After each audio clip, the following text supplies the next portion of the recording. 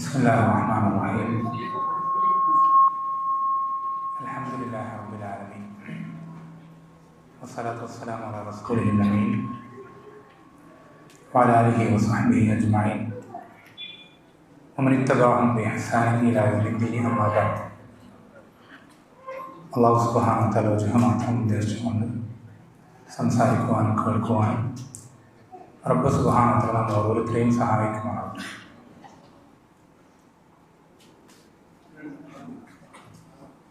നമ്മളിപ്പോൾ ഇവിടെ കൂടിയിരിക്കുന്നത് അള്ളാഹുവിൻ്റെ ഭവനങ്ങളിൽപ്പെട്ടൊരു ഭവനത്തിൽ വളരെ പ്രധാനപ്പെട്ട ഒരു കാര്യം സംസാരിക്കാൻ വേണ്ടിയിട്ടാണ്.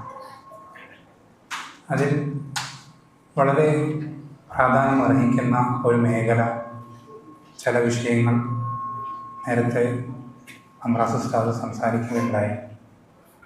അതുപോലെ തന്നെ ആ വിഷയവുമായി ബന്ധപ്പെട്ട ഒരുപാട് സംശയങ്ങൾ അദ്ദേഹം ദൂരീകരിക്കുകയുണ്ടായി. അല്ലാഹു സുബ്ഹാനഹു വ തആല അദ്ദേഹത്തിൻ്റെ ഈ ഒരു പ്രയത്നം അദ്ദേഹത്തിൻ്റെ സ്വാലിഹായ പ്രവർത്തനമായി സ്വീകരിക്കുവാനാവട്ടെ. ഇവിടെ ഇൻഷാ അല്ലാഹ് ഇപ്പോൾ പറയാൻ ഉദ്ദേശിക്കുന്ന വിഷയമുള്ളത്, നേരത്തെ സംസാരിച്ചതിൻ്റെ ഒരു പൂർത്തീകരണം എന്ന നിലയ്ക്ക് ചില വിഷയങ്ങൾ, അതായത് നമ്മൾ നേരത്തെ പറഞ്ഞ കാര്യങ്ങൾ അത് മറ്റുള്ള ആളുകളുമായി അല്ലെങ്കിൽ വ്യതിയാന കക്ഷികളുമായി ബന്ധപ്പെട്ട കാര്യമാണെങ്കിൽ, ഇനി ഇൻഷാ അല്ലാഹ് പറയാൻ ഉദ്ദേശിക്കുന്നത് നമ്മളുമായി ബന്ധപ്പെട്ട ചില കാര്യങ്ങളാണ്. എന്നാൽ അതിന് വ്യതിയാന കക്ഷികളുമായിട്ട് വളരെയധികം ബന്ധവുമുണ്ട്. അതായത്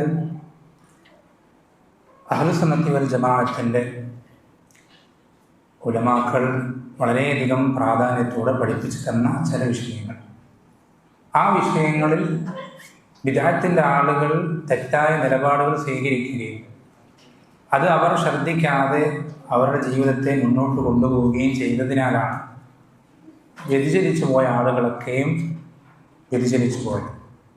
എന്ന് വെച്ചാൽ,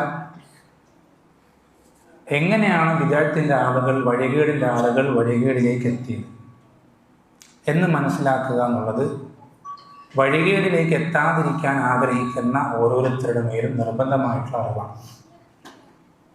അതിനുള്ള ഏറ്റവും വലിയ തെളിവാണ് സൂറത്തുൽ ഫാത്തിഹയിൽ അല്ലാഹു സുബ്ഹാനഹു വ തആല ഇഹ്ദിന സിറാത്തൽ മുസ്തഖീം എന്നത് പറഞ്ഞിട്ട് പിന്നീട് അള്ളാഹു പറയുന്നത് എങ്ങനെ അള്ളാഹു വിശദീകരിക്കുന്നത്? രണ്ട് കാര്യങ്ങൾ കൊണ്ടാണ്. ഒന്നാമത് അള്ളാഹു വിശദീകരിക്കുന്നത് സിറാത്തൽ ലദീന അൻഅംത അലൈഹിം, അള്ളാഹുവെ നീ അനുഗ്രഹിച്ചവരുടെ മാർഗം, നീ നിഅമത്ത് നൽകിയവരുടെ മാർഗം. അതാരാണ്? നബിയ്യീന വസിദ്ദീഖീന വശുഹദാഇ വസ്സാലിഹീൻ.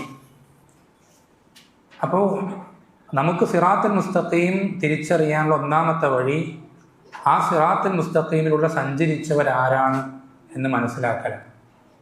അത് നമ്മൾ ഒറ്റ വാക്കിൽ നമുക്ക് ഏറ്റവും എളുപ്പത്തിൽ അള്ളാഹു ഖുർആൻ നിശ്ചയിച്ചു തന്ന ആ മാതൃകകളാരാ? സ്വഹാബത്താണ്. നബി സല്ലല്ലാഹു അലൈഹി വസല്ലമയും സ്വഹാബത്താണ്. അതിനോട് കൂടെ നമ്മൾ ശരിക്കും മനസ്സിലാക്കേണ്ട വിഷയം, അതാണ് ഇവിടെ പറയാൻ പോകുന്ന വിഷയം. അല്ലാഹു സുബ്ഹാനഹു വ തആല ഒരിക്കലും നബിമാരുടെ മാർഗമാണ് സിറാത്തുൽ മുസ്തഖീം, സ്വഹാബത്തിൻ്റെ മാർഗമാണ് സിറാത്തുൽ മുസ്തഖീം എന്ന് പറഞ്ഞ് അവസാനിപ്പിച്ചില്ല.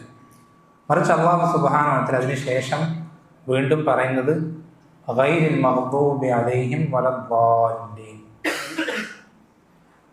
അള്ളാഹുവിൻ്റെ കോപം ലഭിക്കപ്പെട്ട ആളുകളുടെ മാർഗമല്ല, വഴി പിഴച്ചു പോയവരുടെ മാർഗവുമല്ല. ഉറക്കം വരുന്നവർ ചാരിയിരിക്കരുത് കേട്ടോ. പ്രായമുള്ളവരും രോഗമുള്ളവരും മാത്രമേ ചാരിയിരിക്കാൻ പാടുള്ളൂ. അല്ലാത്തവരൊക്കെ കയറിയിരിക്കും. ചാരരുത്. ഉറക്കം വരുന്നുണ്ടെങ്കിൽ എഴുന്നേറ്റ് നിൽക്കുക. എന്നിട്ട് ഉറക്കം പോകുന്നില്ലെങ്കിൽ ഒതു എടുത്തിട്ട് വരാം. എന്നിട്ട് ഉറക്കം പോകുന്നില്ലെങ്കിൽ 2 റൗണ്ട് ചുറ്റിയിട്ട് വരും, തലശ്ശേരി റൗണ്ട് പോയി. എന്നിട്ട് വന്നിട്ടിരിക്കുക. ഉറങ്ങരുത്. ഇവിടെ ഇരുന്ന് ഉറങ്ങാൻ സമ്മതിക്കൂല. മുന്നിൽ ഇരുന്നിട്ട് ഉറങ്ങാൻ ഒരാളെ സമ്മതിക്കൂല. ചെറിയ കുട്ടിയാണെങ്കിലും പ്രായമുള്ള ആളാണെങ്കിലും ആരെയും സമ്മതിക്കൂല. അപ്പോൾ ശരിക്കും ശ്രദ്ധിക്കുക.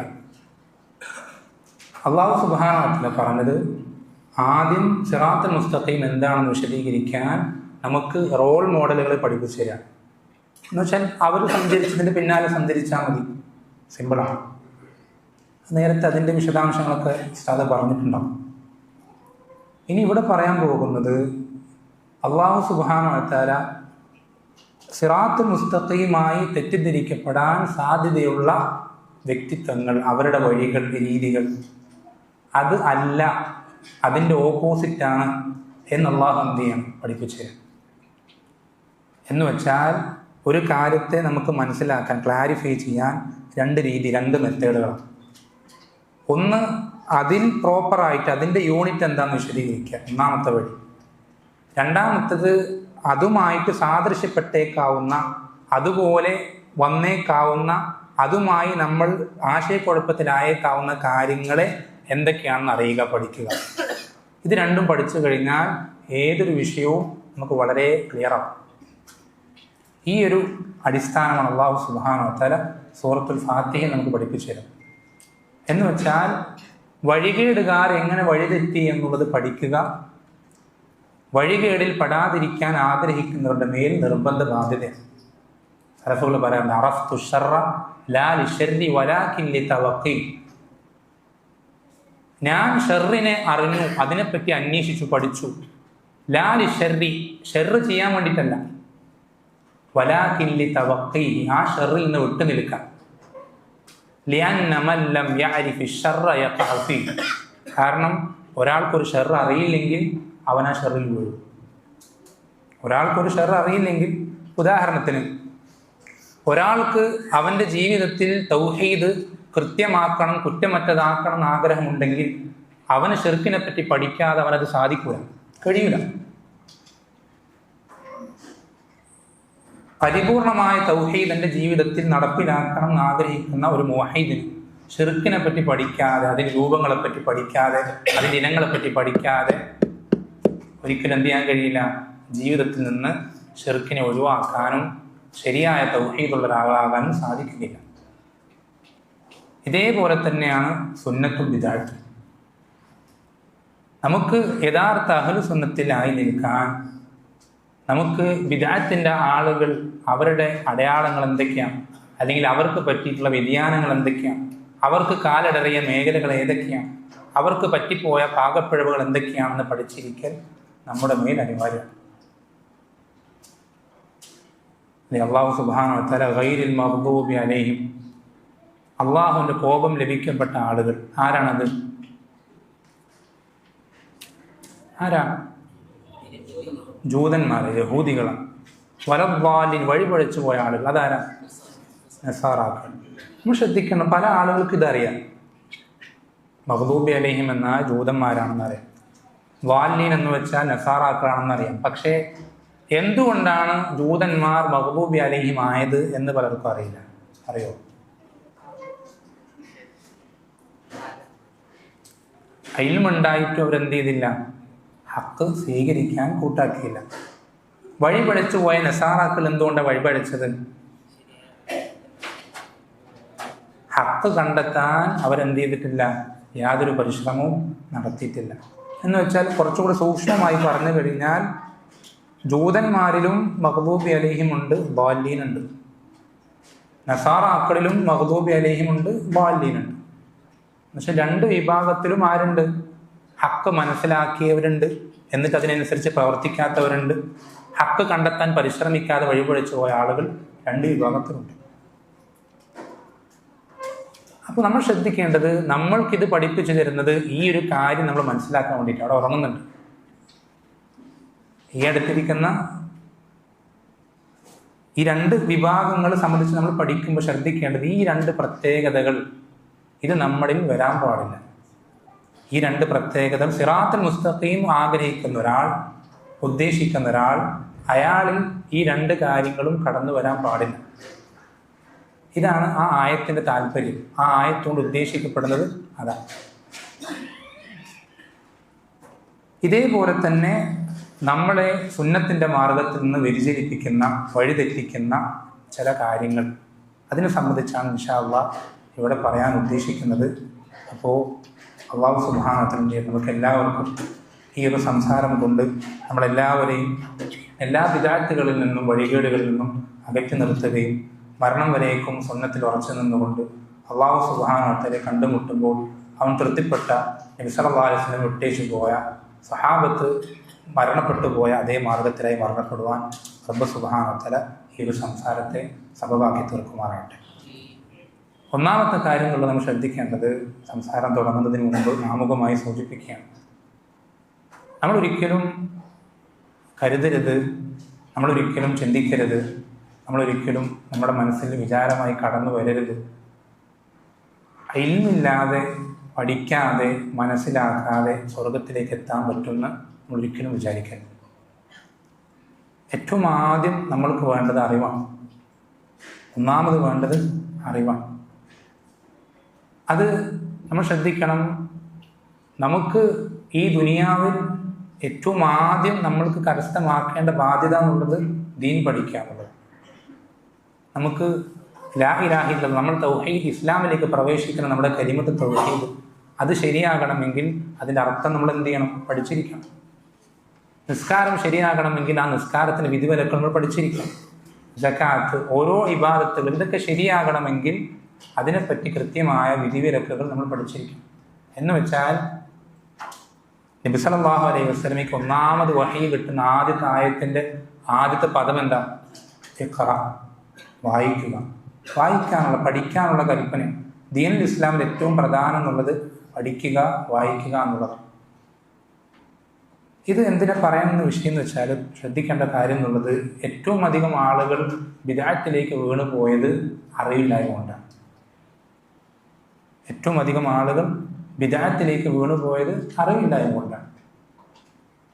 നിങ്ങൾ വിചാരിക്കുന്നത് പോലെ എല്ലാ ബിദ്അത്തുകാരും തെറ്റായ ഉദ്ദേശങ്ങളുള്ള, തെറ്റായ ലക്ഷ്യങ്ങളുള്ള, തെറ്റായ ആഗ്രഹങ്ങളുള്ള ആളുകളല്ല. അവരിൽ എത്രയോ ആളുകൾ നല്ല വിചാരം മാത്രം വിചാരിക്കുന്ന, പരലോകം മാത്രം ആഗ്രഹിക്കുന്ന, അള്ളാഹുവിന്റെ തൃപ്തി മാത്രം ഉദ്ദേശിക്കുന്ന ആളുകളാണ് അവരിൽ കൂടുതൽ ആളുകൾ. പക്ഷെ ഈ ദീനിന്റെ പ്രത്യേകത എന്നുള്ളത്, നല്ല ഉദ്ദേശം കൊണ്ട് മാത്രം നമുക്ക് ഈ ദീനിൽ ഒന്നും ചെയ്യാനില്ല. നമുക്ക് പരലോകത്തൊരു ഹൈറും കിട്ടാനില്ല. നല്ല ഉദ്ദേശം കൊണ്ട് മാത്രം നമുക്കൊന്നും കിട്ടൂല. നല്ല ഉദ്ദേശം കൊണ്ട് മാത്രം നമുക്കൊന്നും കരസ്ഥമാക്കാൻ കഴിയില്ല. നമ്മുടെ ഉദ്ദേശം നന്നായതുകൊണ്ട് നമ്മൾക്ക് സ്വർഗത്ത് പോകാൻ കഴിയൂല. നമ്മൾ നല്ല ലക്ഷ്യമാണ് മനസ്സിൽ കരുതുന്നതെന്ന് വെച്ചാൽ, ചുരുക്കി പറഞ്ഞാൽ, സ്വർഗത്തിൽ പോകാൻ ആഗ്രഹമുള്ള എല്ലാവരും സ്വർഗത്തിലേക്ക് എത്തൂല. പഠിക്കണം, അറിയണം എങ്ങനെയാണ് അതിൻ്റെ വഴി, അതിൻ്റെ രീതി എന്താ, മാർഗം എന്താ. അത് പഠിക്കാതെ അറിയാതെ സ്വർഗത്തിലേക്ക് എത്താൻ കഴിയില്ല. ഒന്നാമത് ശ്രദ്ധിക്കേണ്ട കാര്യമാണ്. കാരണം വഴിപിഴവുകളിൽ ഏറ്റവും ഒരു ശൈത്താൻ, ഇബ്നുൽ ജൗസി റഹിമഹുല്ലാ പറയാറുണ്ട്, ഒരു സമൂഹത്തിനെ നാശത്തിലേക്ക് വീഴ്ത്തിയിടാൻ, വഴികേടിലേക്ക് തള്ളിയിടാൻ ഇബ്ലീസ് ശ്രദ്ധിക്കുമ്പോൾ, പരിശ്രമിക്കുമ്പോൾ, അതിനു വേണ്ടിയിട്ടുള്ള തയ്യാറെടുപ്പുകൾ, പ്ലാനിങ്ങുകൾ നടത്തുമ്പോൾ ഏറ്റവും ആദ്യം ചെയ്യുക ആ സമൂഹത്തിനെ ഇൽമിൽ നിന്ന് തടയും. ഒന്നാമത് ചെയ്യുന്ന കാര്യമാണ്. കാരണം ഇൽമ് ലഭിക്കാതായി കഴിഞ്ഞാൽ പിന്നെ അവിടെ നിന്ന് അവൻ ഏത് വൃത്തികേടിലേക്കും വഴികേടിലേക്കും വളരെ എളുപ്പത്തിൽ ആ സമൂഹത്തെ കൊണ്ടുപോകാൻ സാധിക്കും. ഒന്നാമത്തെ കാര്യം എന്നുള്ളത് ഇൽമ് പഠിക്കുക, ദീൻ പഠിക്കുക എന്നുള്ള വിഷയമാണ്. പിന്നെ നമ്മൾ ശ്രദ്ധിക്കേണ്ടത് രണ്ടാമത്തെ കാര്യം എന്നുള്ളത് നമ്മുടെ നിയ്യത്തിൻ്റെ വിഷയമാണ്. നമ്മുടെ നിയ്യത്ത് ഒരിക്കലും മാറിപ്പോകരുത്.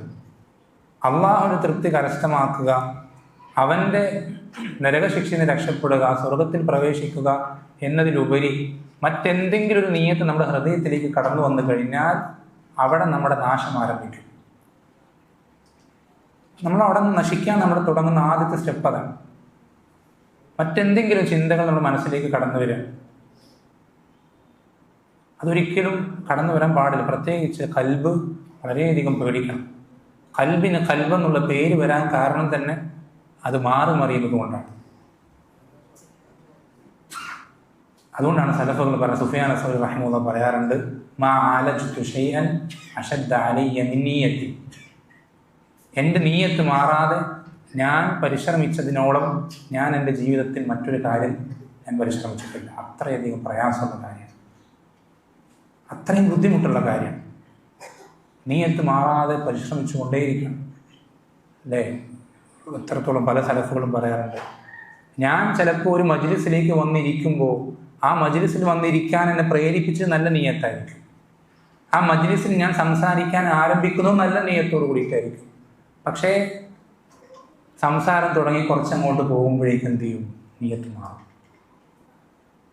എന്നിട്ട് അദ്ദേഹം പറയണ ഒരൊറ്റൊരു സംസാരത്തിന് തന്നെ ഒരുപാട് നിയ്യത്തുകൾ ആവശ്യമാണ്. ഒരേ ഒരു സംസാരത്തിന് തന്നെ ഒരുപാട് നിയ്യത്തുകൾ ആവശ്യമാണ്. നിയ്യത്തിൻ്റെ വിഷയം വളരെ അപകടമാണ്.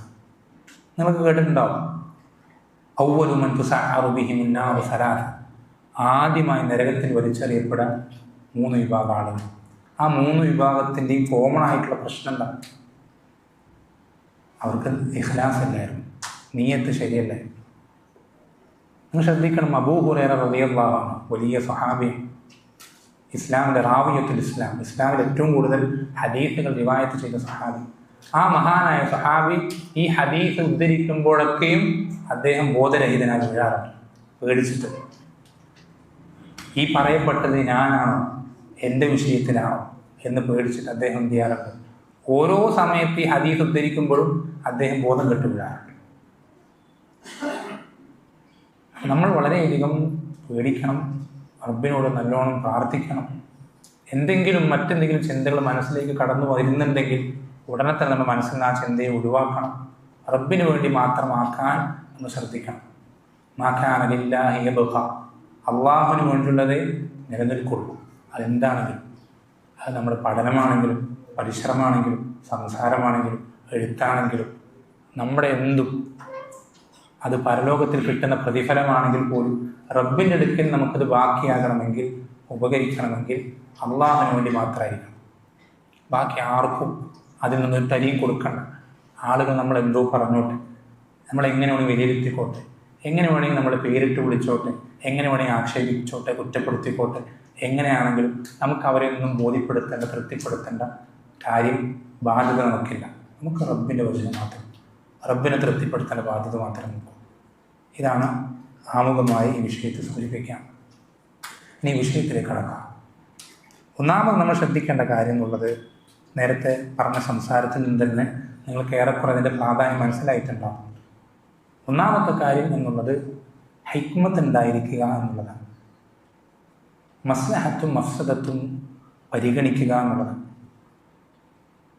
അത് എന്തൊരു കാര്യത്തിലും, ഏതൊരു വിഷയത്തിലും, അത് നമ്മൾ പഠിക്കുമ്പോഴാണെങ്കിലും പഠിപ്പിക്കുമ്പോഴാണെങ്കിലും എഴുത്തുകൾ എഴുതുമ്പോഴാണെങ്കിലും പ്രസംഗിക്കുമ്പോഴാണെങ്കിലും ഏത് മേഖലയിലും ഹിക്മത്ത് ഉണ്ടായിരിക്കണം.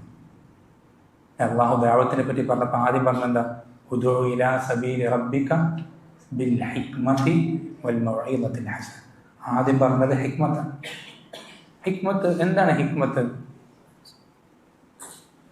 എന്താ? ഹിക്മത്ത് അല്ല ഇവിടെ ഉദ്ദേശിക്കപ്പെടുന്നത് ഓരോന്നിനെയും വെക്കേണ്ട സ്ഥാനത്ത്, വെക്കേണ്ട രീതിയിൽ വെക്കേണ്ടതുപോലെ വെക്കുക. അത് പ്രവർത്തനമാണെങ്കിലും സംസാരമാണെങ്കിലും എന്തൊരു കാര്യം, അതാണ് ഇവിടെ ഹിക്മത്ത് കൊണ്ട് ഉദ്ദേശിക്കുന്നത്. അതാണ് ഇവിടെ ഹിക്മത്ത് കൊണ്ട് ഉദ്ദേശിക്കുന്നത്. അതിൽ ചില കാര്യങ്ങൾ ശ്രദ്ധിക്കാനുണ്ട്. ഉദാഹരണത്തിന് ഒന്നാമത്തെ കാര്യം ശ്രദ്ധിക്കാനുള്ളത്, നമ്മളൊരു കാര്യം പറയുമ്പോൾ അല്ലെങ്കിൽ ചെയ്യുമ്പോൾ അല്ലെങ്കിൽ പറയാതിരിക്കുമ്പോഴോ ചെയ്യാതിരിക്കുമ്പോഴോ ഒരേപോലത്തെ ഒരേ അളവിലുള്ളൊരു മസ്ലഹത്തും ഒരു മഫ്സദത്തും രണ്ടും ഒരുമിച്ച് വരികയാണ്. ശ്രദ്ധിക്കണേ, ഒരേപോലത്തെ ഒരു മഫ്സദത്തും ഒരു ദോഷമുണ്ട്, ഒരു ഗുണമുണ്ട്. രണ്ടും ഒരേപോലെയുള്ളതാണ്, ഈക്വലാണ്, ബാലൻസ്ഡാണ്. നമ്മളിത് ചെയ്ത് കഴിഞ്ഞാൽ അല്ലെങ്കിൽ ചെയ്യാതിരുന്നു കഴിഞ്ഞാൽ ഇത് രണ്ടും സംഭവിക്കും. അപ്പോൾ നമ്മൾ എന്താണ് ചെയ്യേണ്ടത്? ഈ മസ്ലഹത്ത് ഇവിടെ ഉണ്ട് എന്ന് കരുതിക്കൊണ്ട് ഈ പ്രവർത്തനം ചെയ്യുകയാണോ വേണ്ടത്, അതല്ല ഈ മഫ്സദത്ത് ഇവിടെ ഉണ്ട് എന്ന് കരുതിക്കൊണ്ട് ഇത് ചെയ്യാതിരിക്കുകയാണോ വേണ്ടത്? എന്താണ് വേണ്ടത്? എന്തുകൊണ്ടാണത്? ദർഉൽ മഫാസിദി ഔല മിൻ ജൽബിൽ മസാലിഹ്. മസ്ലഹത്തുകൾ കരസ്ഥമാക്കുന്നതിനേക്കാൾ ദീനിൽ പ്രാധാന്യമുള്ളത് മഫ്സദത്തുകൾ ഒഴിവാക്കലാണ്. പഠിച്ചു വെക്കണം. മസ്ലഹത്തുകൾ കരസ്ഥമാക്കുന്നതിനേക്കാൾ ദീനിൽ പ്രാധാന്യമുള്ളത് മഫ്സദത്തുകൾ ഒഴിവാക്കാനാണ്. ഏതുപോലെ? ഉദാഹരണത്തിന് എളുപ്പത്തിൽ മനസ്സിലാൻ വേണ്ടി പറയാം. ഒരു വ്യക്തി ദീൻ പഠിക്കുന്നൊരു താലിബ്, അയാൾ ദീനിൻ്റെ വിജ്ഞാനങ്ങളൊക്കെ പഠിച്ചു, ഒരുപാട് കിതാബുകൾ പഠിച്ചു, ഒരുപാട് വിജ്ഞാനങ്ങൾ കരസ്ഥമാക്കി. പക്ഷെ അയാൾക്ക് എന്തില്ല, അയാൾ തൻ്റെ സ്വഭാവം നന്നാക്കുന്ന, നഫ്സിനെ ശുദ്ധീകരിക്കുന്ന, അദബുമായി ബന്ധപ്പെട്ട മറ്റ് വിഷയങ്ങൾ പഠിക്കുകയോ വായിക്കുകയോ കേൾക്കുകയോ ചെയ്തിട്ടില്ല. മസാലകൾ അറിയാം, അഖീദൻ്റെ മസാലകൾ അറിയാം, ഫിഖ്ഹിൻ്റെ മസാലകൾ അറിയാം, അനന്തരാവകാശത്തിൻ്റെ മസാലകൾ അറിയാം, മറ്റുള്ള കാര്യങ്ങളൊക്കെ അറിയാം, കച്ചവടം, മറ്റുള്ള കാര്യങ്ങളെല്ലാം അറിയാം. പക്ഷെ സ്വഭാവ മര്യാദകൾ, അതുപോലെ തന്നെ നഫ്സിൻ്റെ ശുദ്ധി, തസ്കിയത്തുൻ നഫ്സ്, ഇതുമായി ബന്ധപ്പെട്ട കാര്യങ്ങൾ ഒരു താലിബിന് അറിയില്ല എന്ന് വിചാരിക്കും. എന്താ സംഭവിക്കാം?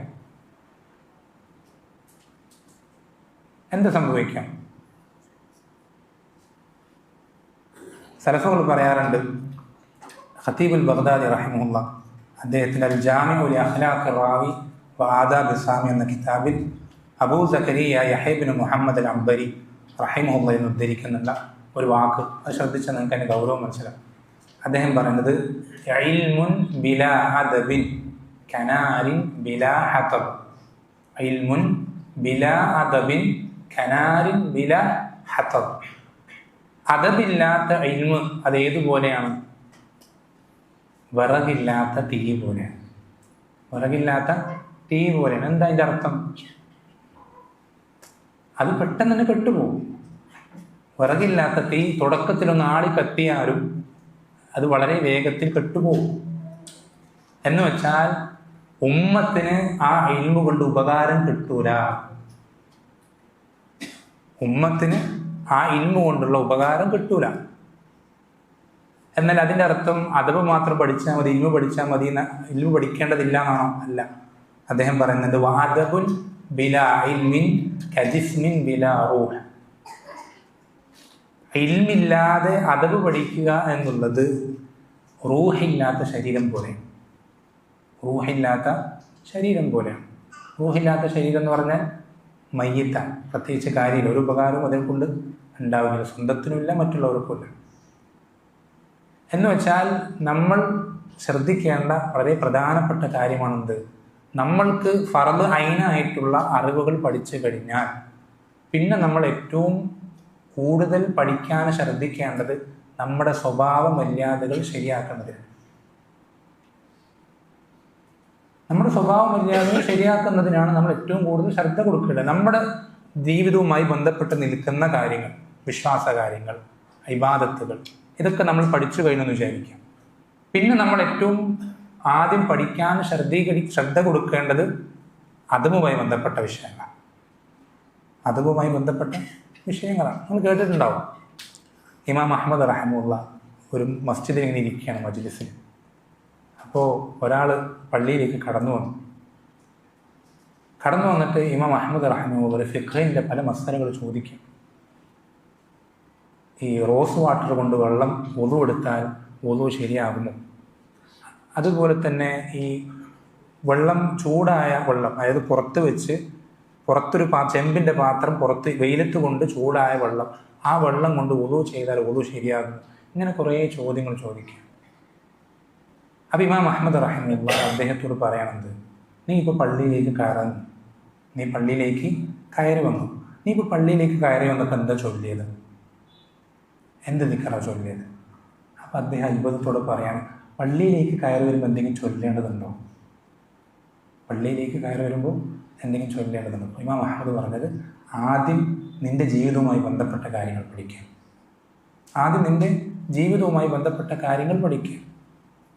എന്നിട്ട് എന്ത് ചെയ്യുക? അതെല്ലാം പഠിച്ചു കഴിഞ്ഞതിന് ശേഷം എന്ത് ചെയ്യുക? മറ്റുള്ള കാര്യങ്ങളിൽ തലയിടുക. അല്ലേ? നമ്മൾ മറ്റുള്ള വിഭാഗങ്ങളെ പറ്റിയിട്ടല്ല പറയാം, നമ്മളിൽ പോലും വളരെയധികം വ്യാപകമായി പടർന്നു നിൽക്കുന്ന വലിയൊരു അപകടമാണെന്ത്? നമുക്ക് പ്രയോറിറ്റികൾ അറിയില്ല, എന്തിനു മുന്തിക്കണം എന്നറിയില്ല, ഏതാത് പഠിക്കണം എന്നറിയില്ല. എന്തൊക്കെയോ പഠിക്കും, എന്തൊക്കെയോ വായിക്കും, എന്തൊക്കെയോ കേൾക്കും, എന്തൊക്കെയോ സംസാരിക്കും, എന്തൊക്കെയോ കമൻറ്റ് ചെയ്യും. നമ്മുടെ ഷുഗലൊക്കെ എന്തൊക്കെയോ കാര്യങ്ങളിലാണ്.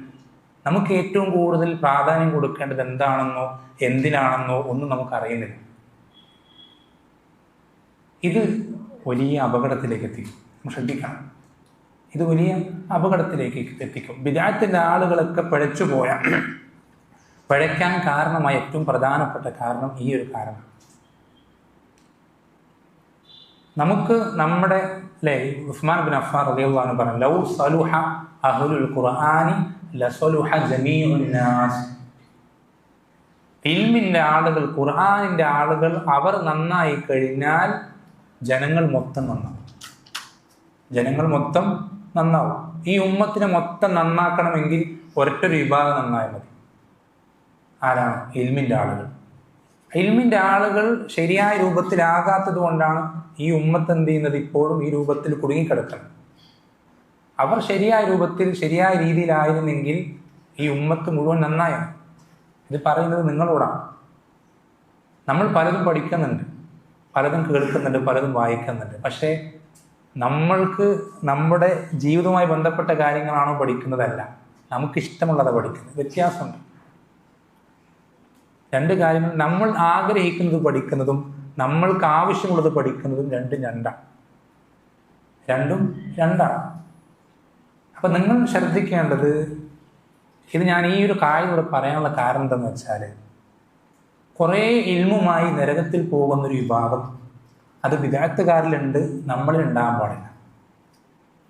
അതാണ് ദർഉൽ മഫാസിൽ ഔലാ മിൻ ജൽബിൽ മസാലിഹ് എന്ന് പറയുന്നത്. വെച്ചാൽ നമ്മൾ ചില കാര്യങ്ങൾ പഠിച്ചിട്ടില്ലെങ്കിൽ നമ്മൾ നരകത്തിലേക്ക് എത്തും.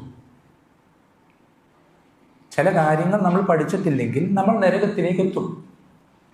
ആ കാര്യങ്ങൾ പഠിച്ചിട്ടില്ലാത്ത ഒരുത്തൻ മറ്റുള്ള കാര്യങ്ങൾ പഠിക്കാൻ നിൽക്കരുത്, കേൾക്കാൻ നിൽക്കരുത്. അവനത് സമയമില്ല. അവന് വേറെ ഒരുപാട് കാര്യങ്ങൾ പഠിക്കാനുണ്ട്. ലാ ഇലാഹ ഇല്ലല്ലാഹുവിന്റെ ശുറൂത്തുകൾ പഠിച്ചിട്ടുള്ള ആളുകൾ, ഇസ്ലാമിൽ നിന്ന് പുറത്തു പോകുന്ന കാര്യങ്ങൾ പഠിച്ചിട്ടുള്ള ആളുകൾ, ഷിർക്കിന്റെ ഖവായിദുകൾ പഠിച്ചിട്ടുള്ള ആളുകൾ, ഇതൊക്കെ പഠിച്ചിട്ടുള്ള ആളുകൾ വളരെ ചുരുക്കമുള്ളൂ. പക്ഷെ അവർക്ക് ഒരുപാട് വേറെ പല മസലകൾ അറിയാം. ഇന്ന ഷെയ്ഖുമാരെ പറ്റി അറിയാം, അല്ലെങ്കിൽ ആ മസലകളിലുള്ള വിധിവിലക്കുകൾ അറിയാം, അല്ലെങ്കിൽ മറ്റു പല ചർച്ചകളും മറ്റു പല വിഷയങ്ങളും ലോകത്തിൽ നടക്കുന്ന പല കാര്യങ്ങളും അന്താരാഷ്ട്ര ചർച്ചകളൊക്കെ അവർക്കറിയാം. എന്നാൽ ഇത്തരം അടിസ്ഥാന വിഷയങ്ങൾ അവൻ ഇസ്ലാമിലായി നിലനിൽക്കുന്നുണ്ടോ എന്ന് അവൻ ഉറപ്പിച്ചു പറയാൻ പോലും പറ്റാത്തത്രയും തരംതാണ അവസ്ഥയിൽ അവന് കുറേ അറിവുകളുണ്ട്. അങ്ങനെ അറിവുകൾ കിട്ടുന്നതിൽ ഒരു ഖൈറുമില്ല. നമ്മൾ ദീൻ പഠിക്കുന്നത്, ഞാൻ ആദ്യം പറഞ്ഞു ഇഖ്ലാസ് എന്ന് പറഞ്ഞു. ഇമാം അഹ്മദ് റഹ്മത്തുള്ളാഹി ചോദിക്കപ്പെടുന്നുണ്ട്, ഈ ദീൻ പഠിക്കുന്നതിൽ ഇഖ്ലാസ് ഉണ്ട് എന്നുള്ളതിൻ്റെ അടയാളങ്ങൾ എന്താ? ഇമാം അഹ്മദ് റഹ്മത്തുള്ളാഹി പറയുന്നത്, അവൻ പഠിക്കേണ്ടത് എന്താ? ആദ്യം ലിറഫ്ഇൽ ജഹ്ലി അൻ നഫ്സിഹി, സ്വന്തം നഫ്സിൽ നിന്ന് ജഹലിനെ നീക്കം ചെയ്യാൻ വേണ്ടിയിട്ടായിരിക്കണം. അവൻ്റെ ലക്ഷ്യം അതായിരിക്കണം. ഞാൻ ഇപ്പം മരണപ്പെട്ട് കഴിഞ്ഞാൽ ഞാൻ പലതും പഠിക്കാത്തത് കാരണത്താൽ ഞാൻ നരകത്തിലേക്ക് എത്തരുത്. ഈ ഒരു ലക്ഷ്യത്തോട് പഠിക്കണം. അങ്ങനെ പഠിക്കുമ്പോഴാണ് അത് യഥാർത്ഥ പഠനമാവും. അങ്ങനെ അല്ലെങ്കിൽ നമ്മൾ കുറേ പഠിച്ചു, കുറേ കിതാബുകൾ വായിച്ചു, കുറേ ക്ലാസ്സുകൾ കേട്ടു, നമ്മൾക്ക് കുറേ മസലകൾ മനസ്സിലായി എന്നുള്ളത് കൊണ്ട് നമ്മളൊരിക്കലും രക്ഷപ്പെടില്ല. നമ്മളൊരിക്കലും സിറാത്തുൽ മുസ്തഖീം നമുക്ക് ഉറച്ചു നിൽക്കാൻ സാധിക്കില്ല. അപ്പം ആദ്യം നമ്മൾ മനസ്സിലാക്കേണ്ട കാര്യം എന്നുള്ളത്, നമ്മുടെ തടി നരകത്തിന് സലാമത്താക്കുക എന്നുള്ളതാണ് സ്വർഗത്തിൽ വലിയ പദവികൾ കിട്ടുന്നതിനേക്കാൾ നമ്മൾ ശ്രദ്ധിക്കേണ്ടത്. നമ്മുടെ തടി നരകത്തിന് സലാമത്താക്കുക എന്നുള്ള വിഷയമാണ് സ്വർഗത്തിൽ വലിയ പദവികൾ കിട്ടുന്നതിനേക്കാൾ നമ്മൾ പ്രാധാന്യം കൊടുക്കേണ്ടത്. അതാണ് ആദ്യം നമ്മൾ ശ്രദ്ധിക്കേണ്ട കാര്യം. ഇത് ശ്രദ്ധിക്കാത്ത ഒരാൾക്കൊരിക്കലും ഹിക്മത്തുള്ളവനാകാൻ കഴിയില്ല.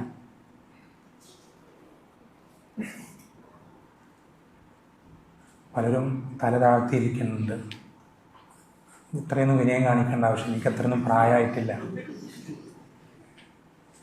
ഇനി ഉറക്കമാണെങ്കിൽ പോയി പോകാൻ കഴിയിട്ട് വരാം.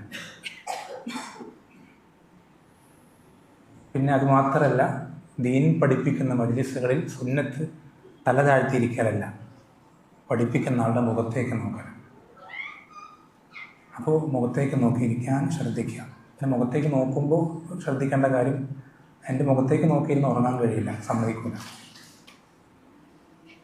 അപ്പോൾ ആദ്യം ശ്രദ്ധിക്കേണ്ട കാര്യം അതാണ്. രണ്ടാമത് ഈ വിഷയത്തിൽ പറയാനുള്ളത്, നമ്മുടെ ഹിക്മത്തിനെ അറിയിക്കുന്ന മറ്റൊരു കാര്യമാണ് രണ്ട് മഫ്സദത്ത്. നമ്മളൊരു കാര്യം നമുക്കത് ചെയ്യാതെ നിവർത്തിയില്ല, നമ്മളൊരു സാഹചര്യത്തിൽ പെട്ടു. നമുക്ക് മുന്നോട്ട് പോയി കഴിഞ്ഞാൽ രണ്ട് വഴികളുണ്ട്, രണ്ടും പ്രശ്നങ്ങളാണ്. രണ്ടിലും മസ്ലഹത്തുള്ളത്, രണ്ടിലും മഫ്സദത്താണ്, രണ്ടിലും മഫ്സദത്ത്. നമുക്ക് മുന്നോട്ട് പോകാതെ വേറെ നിവർത്തിയില്ല, നമ്മൾ ബറൂറത്തിലാണ്, പെട്ടുപോയിരിക്കുക. ഇത്തരം സാഹചര്യങ്ങൾ എന്താ ചെയ്യേണ്ടത്? എന്ത് ചെയ്യണം? തമ്മിൽ ഭേദം തൊമ്മെന്ന് പറയാറ്. അതിലേറ്റവും ചെറിയ മഫ്സദത്ത് ഏതാണോ, ഉള്ളതിലേറ്റവും ചെറിയ മഫ്സദത്ത് ഏതാണോ അതാണ് നമ്മൾ എന്ത് ചെയ്യേണ്ടത്. അതിനെയാണ് നമ്മൾ എന്ത് ചെയ്യേണ്ടത്. ചെറിയ മഫ്സദത്ത് ഉണ്ടായിരിക്കെ വലിയ മഫ്സദത്ത് ചെയ്യുക എന്നുള്ളത് പാടില്ലാത്തതാണ്. ചെറിയ മഫ്സദത്ത് ഉണ്ടായിരിക്കെ വലിയ മഫ്സദത്ത് നമ്മൾ ചെയ്യുക എന്നുള്ളത് പാടില്ലാത്തതാണ്. എന്ന് വെച്ചാൽ നമുക്ക് പല സാഹചര്യങ്ങളിലും നമ്മൾ ഇഷ്ടപ്പെടാത്ത പല മേഖലകളിലും പല അവസരങ്ങളിലും പല മഫ്സദത്തുകളും ഏറ്റെടുക്കേണ്ടി വരും, നമ്മുടെ ജീവിതത്തിൽ ചെയ്യേണ്ടി വരും.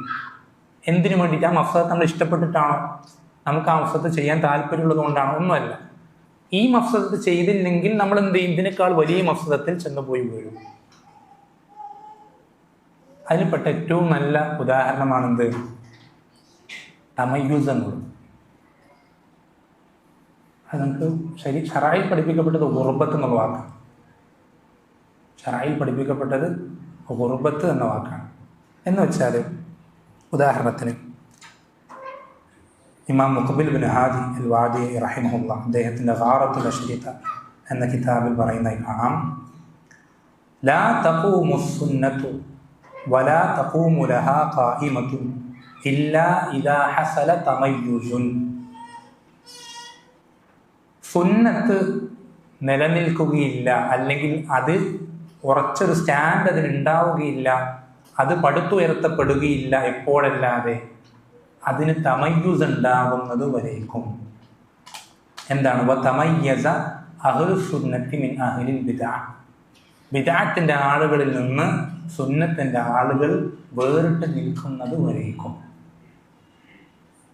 എങ്ങനെ തമയ്യുസ് ഉണ്ടാക്കുന്നത്? അദ്ദേഹം ഷെയ്ഖ് തന്നെ വിശദീകരിക്കുന്നുണ്ട്. അദ്ദേഹം പറയുന്നത്, നിങ്ങൾ എന്ത് ചെയ്യണം? എന്തെങ്കിലും കൊണ്ട്, ഷെയ്ഖ് പറയുന്നത് ഒരു തൈരോ അല്ലെങ്കിൽ ചെറിയ വൈക്കോലോ എന്തെങ്കിലും സാധനങ്ങൾ കൊണ്ട് നിങ്ങൾ എന്ത് ചെയ്യണം? അതൊക്കെ കൂട്ടിച്ചേർത്തിട്ട് നിങ്ങൾക്ക് നിങ്ങളുടേതായ സുന്നത്ത് പ്രചരിപ്പിക്കാനായിട്ടുള്ള മസ്ജിദുകൾ നിങ്ങൾ നിങ്ങളുടെ നാടുകളിൽ പണിയണം. തമയ്യുസിൻ്റെ ഏറ്റവും പ്രധാനപ്പെട്ട ഒരു വഴിയാണ് തമയ്യുസ് ഉണ്ടാകാൻ. നമ്മുടെ നാടുകളിൽ സുന്നത്തിൻ്റെതായി അറിയപ്പെടുന്ന ബിദ്അത്തിന്റെ ആളുകളിൽ നിന്ന് വേർതിരിയുന്ന മസ്ജിദുകൾ നമ്മൾ നിർമ്മിക്കണം. ആ നിർമ്മിക്കുമ്പോൾ എന്താ പ്രശ്നം? അല്ലേ, നമ്മൾ നേരത്തെ പറഞ്ഞു, വേറെ മസ്ജിദത്തിൻ്റെ അവിടെ നമ്മുടെ നാട്ടിൽ ഒറ്റപ്പെടും. എല്ലാവരും അവർക്കിടയിൽ നമ്മൾ ഉറബാക്കളാവും, അപരിചിതരാവും. എല്ലാവരും നമ്മൾ വേറൊരു രൂപത്തിൽ, വേറൊരു വിഭാഗമാണ് എന്ന രൂപത്തിൽ ചിത്രീകരിക്കുകയും നോക്കിക്കാണിക്കുകയും ആക്ഷേപിക്കുകയൊക്കെ ചെയ്യും. പക്ഷെ ആ മഫ്സദത്താണോ വലുത്? അതല്ല ദീൻ അവരുടെ ഇടയിൽ കിടന്ന് ഇല്ലാതായി പോകുന്നതാണോ വലുത്? ഏതാണ് ഏറ്റവും വലിയ മഫ്സദത്ത്? ഏറ്റവും വലിയ മഫ്സദത്ത് എന്താ? നമ്മളെന്ന വ്യക്തിക്ക് ആക്ഷേപം കേൾക്കപ്പെടുന്നതാണോ വലിയ മഫ്സദത്ത്, അതോ ദീനിന്റെ നിലനിൽപ്പാണോ?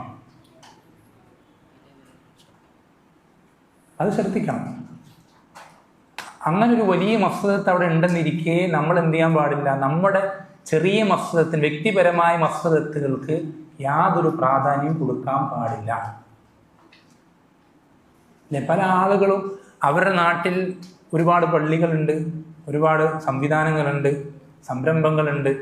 പക്ഷെ അവരൊക്കെയും യഥാർത്ഥ സുന്നത്ത് പ്രചരിപ്പിക്കുന്നതിന് തടസ്സം നിൽക്കുന്ന ആളുകളാണ്. അഹ്ലു സുന്നത്തിന്റെ മനഹജ് പ്രചരിപ്പിക്കുന്നതിന് തടസ്സം നിൽക്കുന്ന ആളുകളാണ്. എന്നിട്ട് പോലും അവർക്ക് ആ നാട്ടിൽ പള്ളി ഉണ്ടാക്കാൻ സാധിച്ചിട്ട് പോലും. നമ്മൾ ശ്രദ്ധിക്കണം, ഇസ്ലാമിക ദാവത്ത് തുടങ്ങുക സ്റ്റാർട്ടിങ് പള്ളികളാണ്, മസ്ജിദുകളാണ്. ഒരു സ്ഥലത്ത് ദാവത്ത് തുടങ്ങുമ്പോൾ അതിൻ്റെ സ്റ്റാർട്ടിങ് പോയിന്റ് എന്നുള്ളത് മസ്ജിദാണ്. മസ്ജിദ് തുടങ്ങി അവിടെ നമ്മൾ സുന്നത്ത് പ്രചരിപ്പിക്കാൻ ആരംഭിച്ചാൽ ബാക്കിയൊക്കെ ഓട്ടോമാറ്റിക്കലായിട്ട് വരും, എല്ലാം വരും. ഏറ്റവും ആദ്യം ചെയ്യേണ്ടത് മസ്ജിദാണ്. അതുകൊണ്ടാണ് ഷെയ്ഖ് മുഖബിൽ റഹിമുള്ള അത്രയും ചെറിയൊരു ഹദീസിൽ നബിസ്വല്ലല്ലാഹു പഠിപ്പിച്ചെന്നെന്താ? അള്ളാഹുവിന് വേണ്ടി പണിയുന്നൊരു ഭവനം, മസ്ജിദ്, അതെത്ര ഒരു പക്ഷിക്കൂടിൻ്റെ അത്രയെങ്കിലും പോകുന്നൊരു മസ്ജിദ്. പല ആളുകൾക്കും മസ്ജിദ് ഉണ്ടാക്കാനുള്ള തടസ്സങ്ങൾ, അതെന്ത് ചെയ്യണം, കോൺക്രീറ്റ് ചെയ്യണം, ഇത്ര നില കെട്ടണം, ഇത്ര സ്ക്വയർ ഫീറ്റ് ആക്കണം, ഇങ്ങനെയൊക്കെ കുറേ കാരണങ്ങളുള്ളതാണ്. നമ്മൾ അതൊന്നും ചെയ്യില്ല, ചിന്തിക്കണ്ട. അതൊക്കെ പിന്നീട് നമ്മുടെ തമയ്യൂസ് അവിടെ പ്രകടമാക്കാൻ, നമ്മൾ അവരിൽ നിന്നും വേറിട്ട് നിൽക്കുന്നവരാണ്, നമ്മൾക്ക് പറയാൻ വേറെ ആദർശമുണ്ട് എന്നുള്ളത് ബോധ്യപ്പെടുത്താൻ ഒരു മസ്ജിദ്, ഷെയ്ഖ് മുഖബിൽ പറഞ്ഞതുപോലെ വൈക്കോലിൻ്റെ കഷ്ണങ്ങൾ വെച്ചിട്ടോ അല്ലെങ്കിൽ മറ്റെന്തെങ്കിലും എണ്ണക്കട്ടികൾ വെച്ചിട്ടോ എന്തെങ്കിലും സാധനങ്ങൾ കൊണ്ട് ഒരു മസ്ജിദ് അവിടെ നിർമ്മിക്കുക എന്നുള്ളത്, അത് നമ്മുടെ ദഅവത്ത് നമ്മൾ അത് വിജയിപ്പിക്കാൻ അല്ലെങ്കിൽ അതെന്ത് ചെയ്യാൻ ആളുകൾക്കിടയിൽ പ്രചരിക്കാൻ വളരെയധികം കാരണമാണ്. കാരണം നമ്മൾ ശ്രദ്ധിക്കണം, ആളുകൾ നമ്മളെ പുറമേ നിന്ന് നോക്കിക്കാണുമ്പോൾ നമ്മൾക്ക് നമ്മുടേതായ മസ്ജിദുകൾ ഇല്ലെങ്കിൽ ആളുകൾ നമ്മളെ കണക്കാക്കുക അവരവരുടെ കൂട്ടത്തിൽ ഒരാളായിട്ടാണ്. ആളുകൾ നമ്മൾ കണക്കാക്കുക നമ്മൾ അവരുടെ കൂട്ടത്തിൽ ഒരാളായിട്ടാണ്. അതുകൊണ്ട് എന്താ പ്രശ്നം? എന്താ? എല്ലാവരും ഒരേ ആദർശമാണ്, എല്ലാവരും ഒരേ ആദർശമാണ്. ഇവന് അവരിൽ നിന്ന് പ്രത്യേകിച്ച് വേറിട്ടൊരു കാര്യം ആദർശം ഇവന് പറയാനില്ല എന്നുള്ളതാണ് അവർ മനസ്സിലാക്കുക. അത് ഒരിക്കലും നമ്മുടെ ദഅവത്തിന് ഗുണകരമാവില്ല. എന്ന് മാത്രമല്ല, നമ്മൾ ശ്രദ്ധിക്കണം. ഇപ്പം ഉദാഹരണത്തിന് വ്യക്തമായി കാര്യങ്ങൾ തുറന്നു പറയുകയാണെങ്കിൽ, നമ്മുടെ നാട്ടിലുള്ള ഉദാഹരണം വെച്ച് പറയുകയാണെങ്കിൽ, നമ്മുടെ നാട്ടിലെ മുജാഹിദുകൾ, ഇസ്ലാഹി പാരമ്പര്യത്തിൻ്റെ വക്താക്കൾ, ആ ആളുകളെ പോലെയാണ് നമ്മളെന്ന് മറ്റ് ബിദ്അത്തിൻ്റെ സമസ്തയോ മറ്റേതെങ്കിലും ഷിർക്കിൻ്റെ മറ്റേതെങ്കിലും ആളുകളോ നമ്മളെ കണക്കാക്കി കഴിഞ്ഞാൽ അവരൊരിക്കലും നമ്മളിലേക്ക് വരില്ല, അവരൊരിക്കലും നമ്മളിലേക്ക് കടന്നു വരികയില്ല. കാരണം അവരിൽ അതിനു മാത്രം പോകുന്ന വലിയ വലിയ പോരായ്മകൾ അവർക്ക് ചൂണ്ടിക്കാണിക്കാൻ, അല്ലേ? പലരും ഇജ്തിഹാദിന്റെ മുജ്തഹിദീങ്ങളാണെന്ന് വാദം. സ്വയം ഖുർആൻ സുന്നത്തും ആയത്തും ഹദീസും ഉണ്ടെങ്കിൽ നമുക്ക് തന്നെ എന്ത് ചെയ്യാം, വിശദീകരിക്കാം. ഇമാമിയങ്ങൾ പറഞ്ഞതൊന്നും നോക്കേണ്ടതില്ല എന്ന വാദത്തിലാണ് പലരുള്ളത്. ഹദീസ് നിഷേധിക്കുന്ന ആളുകളുണ്ട്, പണ്ഡിതന്മാരെ പുച്ഛിച്ചു പറയുന്ന ആളുകളുണ്ട്, ഇങ്ങനെ എത്ര എത്ര കാര്യങ്ങളുണ്ട്. ഇതൊന്നും കാണുന്നൊരു സാധാരണക്കാരൻ ഒരിക്കലും അവരിലേക്ക് അടുക്കൂല. ഇതൊന്നും കാണുന്നൊരു സാധാരണക്കാർ ഒരിക്കലും അവരിലേക്ക് അത് മാത്രമല്ലോ, എത്ര ചെറിയ ചെറിയ നിസ്സാരമായ വിഷയങ്ങൾ, കൈ കിട്ടുന്നത് ഇവിടെയാണോ അല്ലെങ്കിൽ ഇവിടെയാണോ, അത് ഇങ്ങോട്ട് വെച്ചാലാണോ, ഇതിനെ വിഷയത്തിൽ തർക്കിക്കുന്ന കളിയാക്കുന്നൊരു വിഭാഗം. തറാവീഹ് നിസ്കാരം 11 22 ഇങ്ങനത്തെയൊക്കെ വിഷയങ്ങൾ, അനാവശ്യമായ തർക്കങ്ങൾ തർക്കിക്കുമ്പോൾ നമ്മൾ ശ്രദ്ധിക്കേണ്ടത് ഇതൊരു സമൂഹത്തിനെടുക്കൽ അവരെ പറ്റിയിട്ടുള്ള ഗൗരവം കുറയ്ക്കാൻ കാരണമാകുന്ന വിഷയങ്ങൾ. ഇങ്ങനെ ധാരാളം കാര്യങ്ങളുണ്ട്, ഉദാഹരണത്തിന് പറഞ്ഞെന്ന് മാത്രം.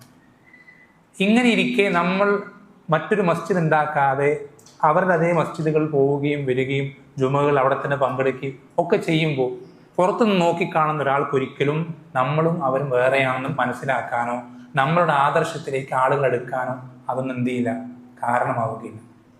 അപ്പം നമ്മൾ എന്ത് ചെയ്യണം, നമ്മളെ കൊണ്ട് സാധിക്കുന്ന ആളുകൾ സാധിക്കുന്ന രൂപത്തിൽ നമ്മൾ എന്ത് ചെയ്യണം, നമ്മുടെ ആദർശത്തെ വ്യതിരിക്തമാക്കി നിർത്താൻ, വേറിട്ട് നിർത്താൻ നമ്മൾ ശ്രദ്ധിക്കേണ്ടതുണ്ട്. അത് പല മസ്ലഹത്തുകളുണ്ട്, പല ബുദ്ധിമുട്ടുകൾ അതുകൊണ്ട് നേരിടേണ്ടി വരും, ഒക്കെ ശരി തന്നെയാണ്. പക്ഷേ നമ്മുടെ ദഅവത്ത് അത് അങ്ങനെ തന്നെ അതിൻ്റെ വ്യതിരിക്തതയോടുകൂടെ അതിൻ്റെ സ്വച്ഛതയോടുകൂടെ നിലനിൽക്കാൻ അത് വളരെ അനിവാര്യമായിട്ടുള്ള കാര്യമാണ്. അതേപോലെ തന്നെ അതിൽപ്പെട്ട മറ്റൊരു പ്രധാനപ്പെട്ട വിഷയമാണെന്ത്, ഒരു കാര്യം നമ്മൾ ചെയ്യുമ്പോൾ 2 മസ്ലഹത്തുകളുണ്ട്. നേരത്തെ പറഞ്ഞ നേരെ ഓപ്പോസിറ്റ്. നേരത്തെ പറഞ്ഞത് എന്തായിരുന്നു? 2 മഫ്സദത്താണ്. അതിലേറ്റവും ചെറിയ മഫ്സദത്ത് നമ്മൾ എന്തെങ്കിലും പ്രവേശിക്കണം, മറ്റേ മഫ്സദത്ത് ഒഴിവാക്കാൻ വേണ്ടി. ഇനി മൂന്നാമത് പറയുന്ന വിഷയം എന്നുള്ളത്, നമ്മൾ മുന്നോട്ട് പോകുമ്പോൾ 2 മസ്ലഹത്തുകൾ വരുന്നൊരു സാധനം. പക്ഷെ നമുക്കിതിൽ ഏതെങ്കിലും ഒന്നിലൂടെ, 2ഉം പറ്റുമെങ്കിൽ 2ഉം എടുക്കാം. 2ഉം കൂടെ കിട്ടൂല, ഏതെങ്കിലും ഒന്നേ കിട്ടുള്ളൂ,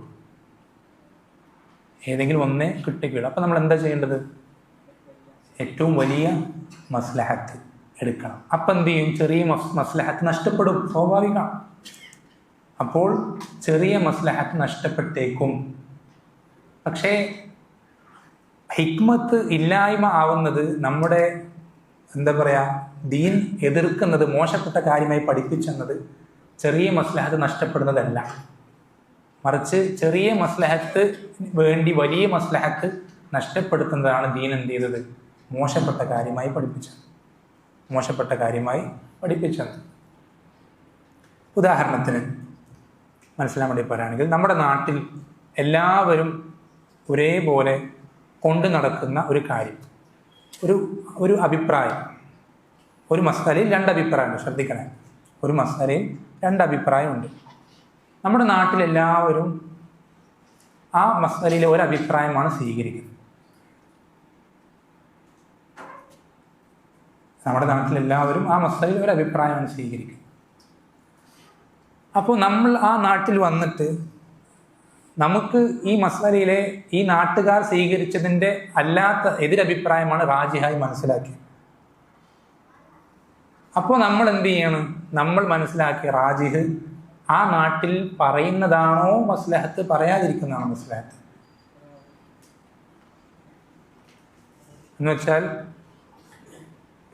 അഭിപ്രായ വ്യത്യാസത്തിന് പഴുതുള്ള വിഷയത്തിനെ പറ്റിയിട്ടാണ്, അല്ലാത്ത മസലകളെ പറ്റിയിട്ടല്ല.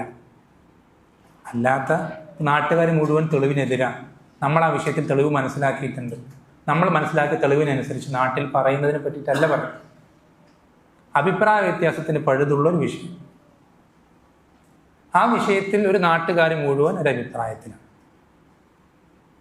ആ നാട്ടിലേക്ക് നമ്മൾ കടന്നു വന്ന് ആ നാട്ടുകാരുടേതല്ലാത്തൊരു അഭിപ്രായം നമ്മൾ പറയുന്നത് ശരിയാണോ തെറ്റാണോ? എന്തുകൊണ്ടാണ്?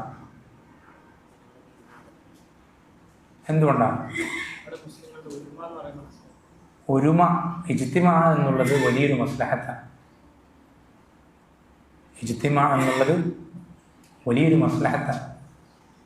അവർക്കിടയിൽ ഐക്യം നിലനിൽക്കുക എന്നുള്ളത് വലിയ മസ്ലഹത്താണ്. ആ മസ്ലഹത്തിനോളം പോകുന്നതൊന്നും അല്ല എന്ത്, ഒരു മസ്അലയിലെ അതും അഭിപ്രായ വ്യത്യാസത്തിന് പഴുതുള്ള വിഷയത്തിലെ റാജിഹും മർജൂഹും അതിനോളം പോകുന്ന വലിയ മസ്ലഹത്തല്ല. എന്ന് വെച്ചാൽ, നേരെ തിരിച്ചു പറഞ്ഞാൽ, നമ്മുടെ നാട്ടിലെ ഒരുമ നിലനിർത്താൻ നമ്മൾ പലപ്പോഴും എന്ത് ചെയ്യേണ്ടി വരും? നമ്മൾ റാജിഹായി മനസ്സിലാക്കിയ പല കാര്യങ്ങളും വേണ്ടെന്ന് വെക്കേണ്ടി വരും, മറ്റേ അഭിപ്രായം സ്വീകരിക്കേണ്ടി വരും. വീണ്ടും ഇത് അഭിപ്രായ വ്യത്യാസത്തിന് പഴുതുള്ള രണ്ടു വശങ്ങളിലും ശക്തമായ തെളിവുകളുള്ള മസലകളാണ് പറയുന്നത്, അല്ലാത്ത മസലകളല്ല. അങ്ങനെയുള്ള മസലകളിൽ മറ്റേ അഭിപ്രായം നമ്മൾ സ്വീകരിക്കേണ്ടി വരും. ഉദാഹരണത്തിന് ഏറ്റവും നല്ല സിമ്പിളായ ഉദാഹരണമാണ് ഇത്, മാസപ്പിറവി വിഷയം. മാസപ്പിറവി അതിൽ ഇഖ്തിലാഫുൽ മത്താരി ഉണ്ടോ ഇല്ലയോ? ഉണ്ടെന്നൊരു വിഭാഗം, ഇല്ലെന്നൊരു വിഭാഗം. ഉണ്ടെന്നൊരു വിഭാഗം, ഇല്ലെന്ന് വേറൊരു വിഭാഗം. നമ്മളെ സംബന്ധിച്ചിടത്തോളം നമ്മൾ മനസ്സിലാക്കുന്നത്, നമ്മുടെ നാടിൻ്റെ തൊട്ടടുത്ത നാടായ അല്ലെങ്കിൽ മറ്റേതെങ്കിലും അവലംബിക്കാൻ പറ്റുന്നൊരു നാടിൽ, ഇസ്ലാമിക രാജ്യത്ത് ഒരു മാസപ്പിറവി കണ്ടു കഴിഞ്ഞാൽ അത് നമ്മുടെ നാട്ടിലും ബാധകമാകും എന്നുള്ള അഭിപ്രായമാണ് നമ്മൾ റാജിഹായി മനസ്സിലാക്കിയെന്ന് തന്നെ വിചാരിക്കും. നമ്മളത് തന്നെ റാജിഹായി മനസ്സിലാക്കിയെന്ന് തന്നെ വിചാരിച്ചാൽ പോലും നമ്മുടെ നാട്ടിൽ നമ്മൾ അങ്ങനെ പെരുന്നാൾ ആഘോഷിച്ചു കഴിഞ്ഞാൽ എന്താണ് സംഭവിക്കുക? ഏറ്റവും നല്ല തെളിവ് ഞാൻ വിശദീകരിക്കേണ്ട ആവശ്യമില്ല. ഇങ്ങനെ പെരുന്നാൾ ആഘോഷിച്ച ആളുകളുടെ പള്ളികളിൽ നിങ്ങൾ പോയി നോക്കിയാൽ മതി. അത്തരം ആളുകൾ പെരുന്നാൾ ആഘോഷിക്കുന്ന ദിവസങ്ങളിൽ, നാട്ടുകാർക്കെതിരായി അവർ പെരുന്നാൾ ആഘോഷിക്കുന്ന ദിവസങ്ങളിൽ അവരുടെ പെരുന്നാളുകളിൽ പങ്കെടുക്കുന്ന ആളുകളെ നിങ്ങൾ നോക്കിയാൽ മതി. ആ ആളുകൾ അത്രയും കുറവാണെന്നുള്ളത് മാത്രമല്ല വിഷയം, അതിൽ പിന്നെ ഒരിക്കലും ഒരാളും പിന്നെ പള്ളിയിലേക്ക് പോകില്ല. ഒരിക്കലും ഒരാളും പിന്നെ പള്ളിയിലേക്ക് പോകില്ല. എന്ന് വെച്ചാൽ നമ്മൾ ഒരു മസ്അലയിലെ നമ്മൾ മനസ്സിലാക്കിയ റാജിഹ് നടപ്പിലാക്കുമ്പോൾ ഉമ്മത്തിൻ്റെ ഐക്യം നഷ്ടപ്പെടുന്നത് മാത്രമല്ല, നമ്മുടെ ദഅവത്ത് എന്ത് ചെയ്യണം? സ്റ്റോപ്പാവാം. അപ്പം ഇത്രയും വലിയ മസ്ലഹത്ത് നമ്മൾ വേണ്ടെന്ന് വെച്ചിട്ട് നമ്മൾ മുറുകെ പിടിക്കാൻ മാത്രം വലിയ മസ്ലഹത്താണോ ഇത്? അല്ല. അപ്പം അത് ഹിക്മത്തിനെതിരാണ്.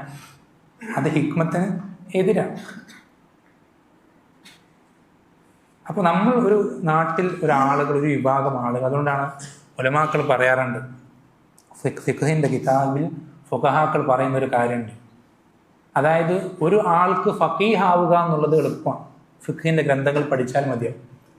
പക്ഷെ ഒരാൾക്കൊരു നാട്ടിൽ മുഫ്തി ആവുക എന്നുള്ളത് പെട്ടെന്ന് സാധിക്കുക. എല്ലാ ഫഖീഹിനും മുഫ്തി ആവാൻ കഴിയും. എന്താ കാരണം? ആ നാട്ടിൽ ജനിച്ചു വളർന്ന അല്ലെങ്കിൽ അവിടുത്തെ സാഹചര്യങ്ങൾ അത്രയും വ്യക്തമായി അറിയുന്ന, അവിടുത്തെ ആദത്തുകളും ശീലങ്ങളും രീതികളൊക്കെ അറിയുന്ന ഒരാൾക്ക് ആ നാട്ടിൽ മുഫ്തിയാവാൻ കഴിയും. അതിങ്ങനെ കുറേ മസലകളുള്ളതുകൊണ്ടാണ്, ഇങ്ങനെ കുറേ വിഷയങ്ങൾ അതിൽ വരുന്നത് കൊണ്ടാണ്. അപ്പോൾ വലിയ മസ്ലഹത്ത് നഷ്ടപ്പെടുത്തി നമ്മൾ ഒരിക്കലും എന്ത് ചെയ്യരുത്, ചെറിയ മസ്ലഹത്തിന് വേണ്ടി വാശി പിടിക്കരുത്. വലിയ മസ്ലഹത്ത് കിട്ടുമെങ്കിൽ ചെറിയ മസ്ലഹത്ത് വിട്ടുകളയലാണ് ഹിക്മത്ത്. നാലാമത്തെ കാര്യം ഈ ഒരു അടിസ്ഥാനത്തിൽ ശ്രദ്ധിക്കേണ്ടത്, നമ്മളൊരു തിന്മ നമ്മുടെ കൺമുന്നിൽ കാണാൻ, ഒരു തിന്മ നമ്മുടെ കൺമുന്നിൽ കാണുക. തിന്മ കണ്ടാൽ നമ്മൾ എന്താ ചെയ്യേണ്ടത്? മൻ റആ മിൻകുമുൽ മുൻകറ ഫൽയുഗയ്യിർഹു ബിയദിഹി. നിങ്ങളിൽ ഒരാൾ തിന്മ കണ്ടു കഴിഞ്ഞാൽ എന്ത് ചെയ്യണം? കൈകൊണ്ട് തടയണം, അതിന് മാറ്റം വരുത്തണം. ഫഇല്ലം യസ്തത്യ, അതിന് സാധിക്കില്ലെങ്കിൽ ഫബിലിസാനിഹി, നാവ് കൊണ്ട് അതിന് മാറ്റം വരുത്തണം. ഇനി അതിനും സാധിക്കില്ലെങ്കിൽ ഫബി ഖൽബിഹി. നബി സ്വല്ലല്ലാഹു അലൈഹി വസല്ലം പറയുന്നത് ഇത് ഏറ്റവും ഈമാന്റെ ചെറിയ അളവാണ്, കൽബ് കൊണ്ട് എതിർക്കുന്നത്. നമ്മൾ ശ്രദ്ധിക്കേണ്ടത് ഇതാണ് അസ്ല്. തിന്മ കണ്ടാൽ എതിർക്കുക, അതാണ് അതിൻ്റെ ദീനിലെ അടിസ്ഥാനമുള്ളത്. പക്ഷേ ഹിക്മത്തിൽപ്പെട്ടതാണെന്ത്? നമ്മളൊരു തിന്മയെ എതിർക്കുമ്പോൾ ആ എതിർത്ത കാരണത്താൽ അവിടെ അതിനേക്കാൾ വലിയൊരു തിന്മ ഉണ്ടാകുന്നുണ്ടെങ്കിൽ അവിടെ എതിർക്കാൻ പാടില്ല, അവിടെ എതിർക്കാൻ പാടില്ല. ഒരു തിന്മ അവിടെ നടക്കുന്നുണ്ട്, ആ തിന്മയെ നമ്മൾ എന്ത് ചെയ്യണം? എതിർക്കുന്നത് കൊണ്ട് അവിടെ അതിനേക്കാൾ വലിയ തിന്മ ഉണ്ടാവും എങ്കിൽ നമ്മൾ എന്ത് ചെയ്യാൻ പാടില്ല?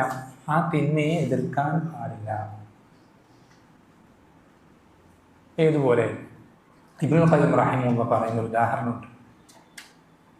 ഇബ്നുൽ ഖയ്യിം റഹിമഹുല്ലാഹ് പറയുന്ന ഒരു ഉദാഹരണം, ഇബ്നു തൈമിയ്യ റഹിമഹുല്ലാഹയും അദ്ദേഹത്തിൻ്റെ ശിഷ്യന്മാരും കൂടെ അവിടെ അദ്ദേഹത്തിൻ്റെ നാട്ടിലൂടെ നടന്നു പോവുകയാണ്. നടന്നു പോകുമ്പോൾ മസ്ജിദിൻ്റെ തൊട്ടടുത്തുള്ള സ്ഥലത്ത്, ഒഴിഞ്ഞ ഗ്രൗണ്ട് പോലത്തെ സ്ഥലത്ത് കുറച്ച് യുവാക്കൾ ഒന്നിച്ച് ചേർന്നിരുന്നിട്ട് എന്ത് ചെയ്യുന്നുണ്ട്? ചതുരംഗം കളിക്കുന്നുണ്ട്. ചതുരംഗം എന്ന് പറഞ്ഞാൽ ഈ പകിട പോലെ ഈ ഡൈസ് പോലത്തെ കളികളാണ്, ദീനിൽ ഹറാമാക്കപ്പെട്ട കളിയാണ്. അതെന്ത് ചെയ്യുന്നുണ്ട്? ചെറുപ്പക്കാർ അവിടെ കളിക്കുന്നുണ്ട്. ഷെയ്ഖുൽ ഇസ്ലാം ഇബ്നു തൈമിയ്യ റഹിമഹുല്ലാഹയും ശിഷ്യന്മാർ ഒരുമിച്ച് നടക്കുക. ഞാൻ നടന്നു പോകുമ്പോൾ മസ്ജിദിൻ്റെ അടുക്കലൂടെ നടന്നു പോയപ്പോൾ ഈ ഗ്രൗണ്ടിൽ ഇരുന്ന് കളിക്കുന്ന ഈ ചെറുപ്പക്കാരെ ഇവർ കാണും. അപ്പം ഈ ശിഷ്യന്മാരിൽപ്പെട്ട ഒരാളിലെ വിശ്വാസം പഠിപ്പിച്ചെന്താ? തിന്മ കണ്ടാൽ എതിർക്കണം. ശിഷ്യന്മാരിൽപ്പെട്ട ഒരാൾ ആ ചെറുപ്പക്കാരെ തടയാൻ പോയപ്പോൾ ഷെയ്ഖുൽ ഇസ്ലാം ഇബ്നു തൈമിയ്യ റഹിമഹുല്ലാഹ് ഈ തടയാൻ പോയ ശിഷ്യനെ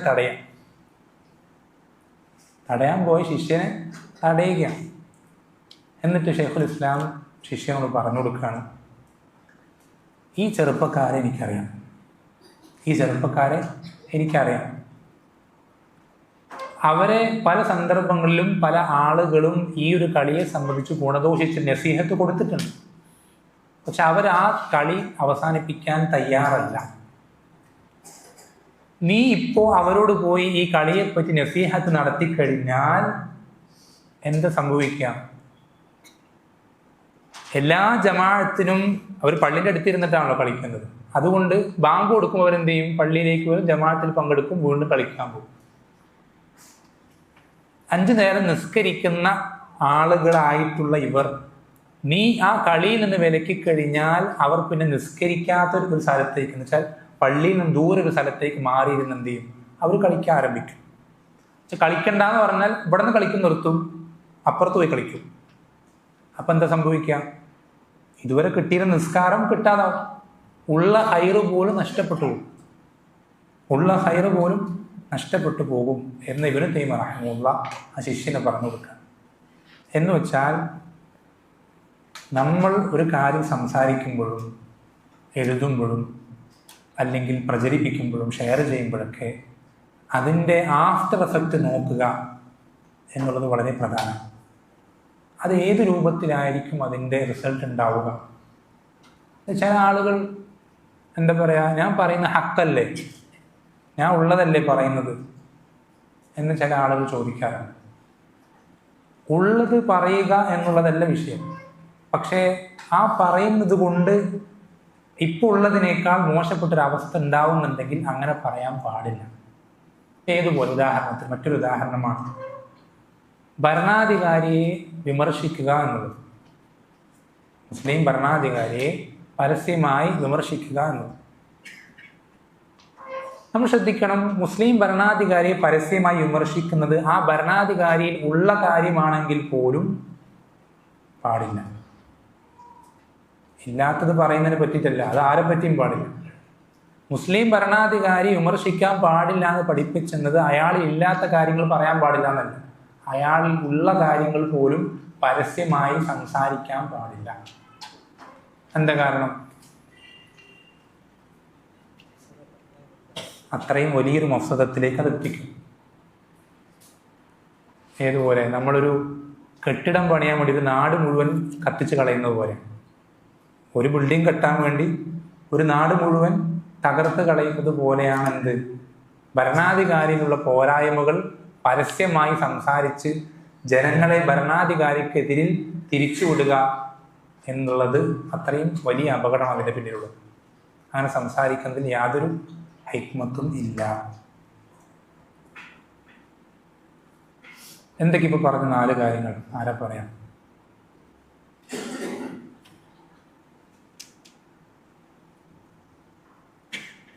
പറയാം.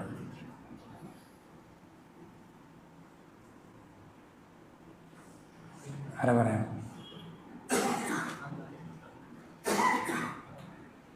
4 കാര്യങ്ങൾ. ഹിക്മത്ത് എന്നുള്ളത് ഒന്നാമത്തെ അസ്ലാം. ആ ഹിക്മത്തിൽപ്പെട്ട ഒന്നാമത്തെ കാര്യമാണ് എന്ത്? ദർഉൽ മഫാസിദി ഔല മിൻ ജൽബിൽ മസാലിഹ്. മഫ്സദത്തുകൾ ഒഴിവാക്കലാണ് മസ്ലഹത്തുകൾ നേടിയെടുക്കുന്നതിനേക്കാൾ ശ്രദ്ധിക്കേണ്ടത്, ഒന്നാമത്തെ കാര്യം. രണ്ടാമത്തെ പറഞ്ഞത് 2 മഫ്സദത്തുകൾ ഒരുമിച്ച് വന്നാൽ വലിയ മഫ്സദത്ത് ഒഴിവാക്കാൻ വേണ്ടി ചെറിയ മഫ്സദത്ത് നമ്മൾ എന്ത് ചെയ്യേണ്ടി വരും? ഏൽക്കേണ്ടി വരും, നിവൃത്തിയില്ല. മൂന്നാമത് പറഞ്ഞത് 2 മസ്ലഹത്തുകളിൽ ഏതെങ്കിലും ഒന്നേ കിട്ടുകയുള്ളൂ എന്ന സാഹചര്യം വന്നാൽ ചെറിയ മസ്ലഹത്ത് വേണ്ടെന്ന് വെക്കണം, വലിയ മസ്ലഹത്ത് തിരഞ്ഞെടുക്കണം. നാലാമത്തെ കാര്യം, ഒരു തിന്മ എതിർക്കുമ്പോൾ അതിനേക്കാൾ വലിയൊരു തിന്മ അവിടെ ഉണ്ടാകുന്നുണ്ടെങ്കിൽ ആ തിന്മയെ എതിർക്കരുത്.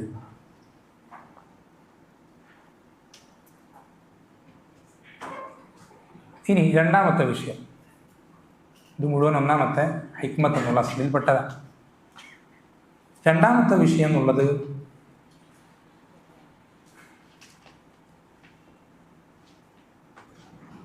റിഫ്ഖും ഹിൽമും അനാത്തും ഉള്ളവരായിരിക്കണം. വളരെ പ്രധാനപ്പെട്ട കാര്യങ്ങൾ. റിഫ്ഖും അനാത്തും ഹിൽമും എന്താണെന്ന് വിശദീകരിക്കാം. ഇപ്പോൾ ഉദാഹരണത്തിന് റിഫ്ഖിനെ പറ്റി പറയുകയാണെങ്കിൽ ഇബ്നു അബി ദുനിയ റഹിമഹുല്ലാ അദ്ദേഹത്തിൻ്റെ ദമ്മുൽ ഗളബ് എന്ന കിതാബിൽ ഉദ്ധരിക്കുന്നുണ്ട്. സുഫിയാൻ ഇബ്നു ഉയൈന റഹിമഹുല്ലാ അദ്ദേഹത്തിൻ്റെ ശിഷ്യന്മാരോട് പറയാണ്, തദ്റൂന മർ റിഫ്ഖ്, റിഫ്ഖ് എന്നാൽ എന്താണെന്ന് നിങ്ങൾക്കറിയാമോ? റിഫ്ഖ് എന്നാൽ എന്താണെന്ന് നിങ്ങൾക്കറിയാമോ? അപ്പോൾ ഖാലൂ ഖുൽ, അവർ പറഞ്ഞു താങ്കൾ തന്നെ ഞങ്ങൾക്ക് പറഞ്ഞു തന്നാൽ. അദ്ദേഹം പറയാണ്, അൻ തദഅൽ ഉമൂറ മവാദിഅഹ, ഓരോ കാര്യത്തെയും അത് വെക്കേണ്ട സ്ഥാനത്ത് വെക്കുന്നതാണ് എന്ത്? റിഫ്ഖ് കൊണ്ട് ഉദ്ദേശിക്കുന്നത്. അഷിദ്ദത്തു ഫീ മൗദിഅഹ, ഷിദ്ദത്ത് പരുഷത കാണിക്കേണ്ട സ്ഥലങ്ങളിൽ പരുഷത കാണിക്കുക, കാർക്കശ്യം കാണിക്കേണ്ട സ്ഥലങ്ങളിൽ കാർക്കശ്യം കാണിക്കുക എന്നുള്ളത് റിഫ്ഖാണ്. നമ്മൾ റിഫ്ഖിന് എന്താ അർത്ഥം പറയാം? അനുകമ്പ എന്നർത്ഥം പറയാം. റിഫ്ഖ് എന്ന് പറഞ്ഞാൽ ഷിദ്ദത്ത് കാണിക്കേണ്ടവിടെ ഷിദ്ദത്ത് കാണിക്കുക. വല്ലീനു ഫീ മൗദിഇഹി, നമ്മൾ സോഫ്റ്റായി പെരുമാറേണ്ടവിടെ സോഫ്റ്റായി പെരുമാറുക. വസ്സൈഫു ഫീ മൗദിഇഹി, വാളെടുക്കേണ്ടവിടെ വാളെടുക്കുക. വസ്സൗതു ഫീ മൗദിഇഹി, ചാട്ടവാർ എടുക്കേണ്ടവിടെ ചാട്ടവാർ എടുക്കുക. എന്ന് വെച്ചാൽ തലോടൻ്റെ അവിടെ തലോടണം, തല്ലൻ്റെ അവിടെ തല്ലണം. തല്ലൻ്റെ അവിടെ തലോടൽ എന്തല്ല, റിഫ്കിൽപ്പെട്ടതല്ല. തലോടൻ്റെ അവിടെ തല്ലലും റിഫ്കിൽ പെട്ടതല്ല. ഇപ്പോൾ നിങ്ങളൊക്കെ കേട്ടിട്ടുണ്ടാവും ഒരു സംഭവം, അറിയപ്പെട്ട സംഭവമാണ്. അത് നടന്നതാണോ അല്ലയോ എന്നുള്ളതിൽ അഭിപ്രായ വ്യത്യാസമുണ്ട്. പക്ഷെ ഉലമാക്കൾ അതിൻ്റെ പിന്നിലുള്ള ഗുണപാഠങ്ങൾ വിശദീകരിക്കാൻ വേണ്ടി ആ സംഭവം ഉദ്ധരിക്കാറുണ്ട്. ഒരു കള്ളുകുടിയൻ ഒരുപാട് കാലം മദ്യപാനിയായി കഴിച്ചുകൂട്ടിയൊരു കള്ളുകുടിയൻ. അയാൾക്കൊരു ദിവസത്തിൽ പെട്ടെന്ന് എന്ത് ചെയ്യണം, അള്ളാഹുവിനോട് പശ്ചാത്തപിച്ച് മടങ്ങാനും നല്ലൊരാളായി ജീവിക്കാനും തോന്നുകയും അങ്ങനെ അയാൾ മസ്ജിദിലേക്ക് കടന്നു വരികയും ചെയ്യുക. പക്ഷേ ആ മസ്ജിദിലുള്ള ആളുകൾ അയാളെ ആക്ഷേപിക്കാൻ,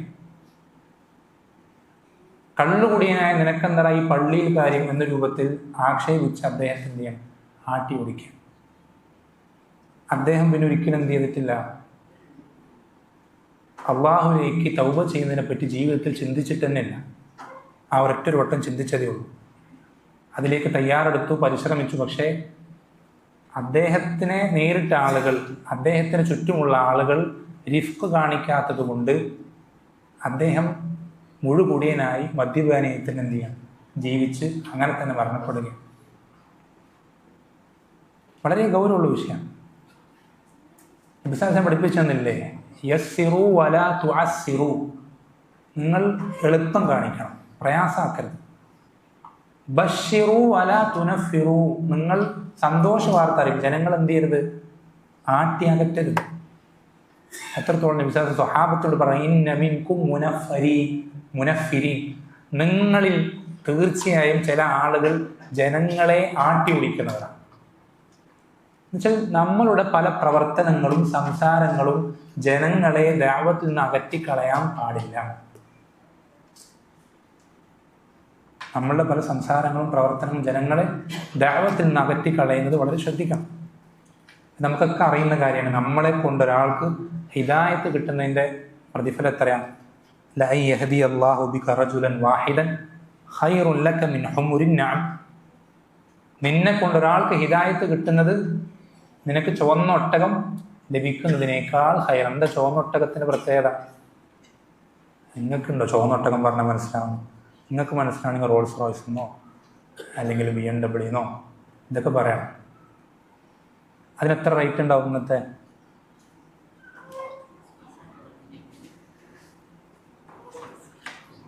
ഏകദേശം ഒരു 1/2 കോടി എന്ന് വിചാരിക്കുക, 50 ലക്ഷം ഏകദേശം. എനിക്കറിയില്ല, ഏകദേശം ഈ 50 ലക്ഷം നിങ്ങൾക്ക് കിട്ടാൻ നിങ്ങൾ ആഗ്രഹിക്കൂലേ? ആരെങ്കിലും ആഗ്രഹിക്കാത്തവരുണ്ടോ? ഉണ്ടെങ്കിൽ വല്ല ജിന്നോ മലക്കോ എന്തെങ്കിലും ഉണ്ടോ? എല്ലാവരും ആഗ്രഹിക്കുന്ന കാര്യം. ഇതിനേക്കാൾ നമ്മൾ ആഗ്രഹിക്കേണ്ട കാര്യമാണ് നമ്മളെ കൊണ്ട് ഒരാൾക്ക് ഹിദായത്ത് കിട്ടുക. അതിനേക്കാൾ നമുക്ക് ഹൈറായിട്ടുള്ള കാര്യമാണ്. ഇതേപോലെ തന്നെ അപകടമാണെന്ത്, നമ്മളെ കൊണ്ട് ഒരാളുടെ ഹിദായത്ത് നഷ്ടപ്പെട്ടു പോവുക. വലിയ ഗൗരവത്തിൽ ശ്രദ്ധിക്കേണ്ട വിഷയം. നമ്മളുടെ സംസാരം കൊണ്ട് അല്ലെങ്കിൽ പ്രവർത്തനം കൊണ്ട് ഒരാൾക്ക് ഹിദായത്ത് നഷ്ടപ്പെട്ടു പോവാം.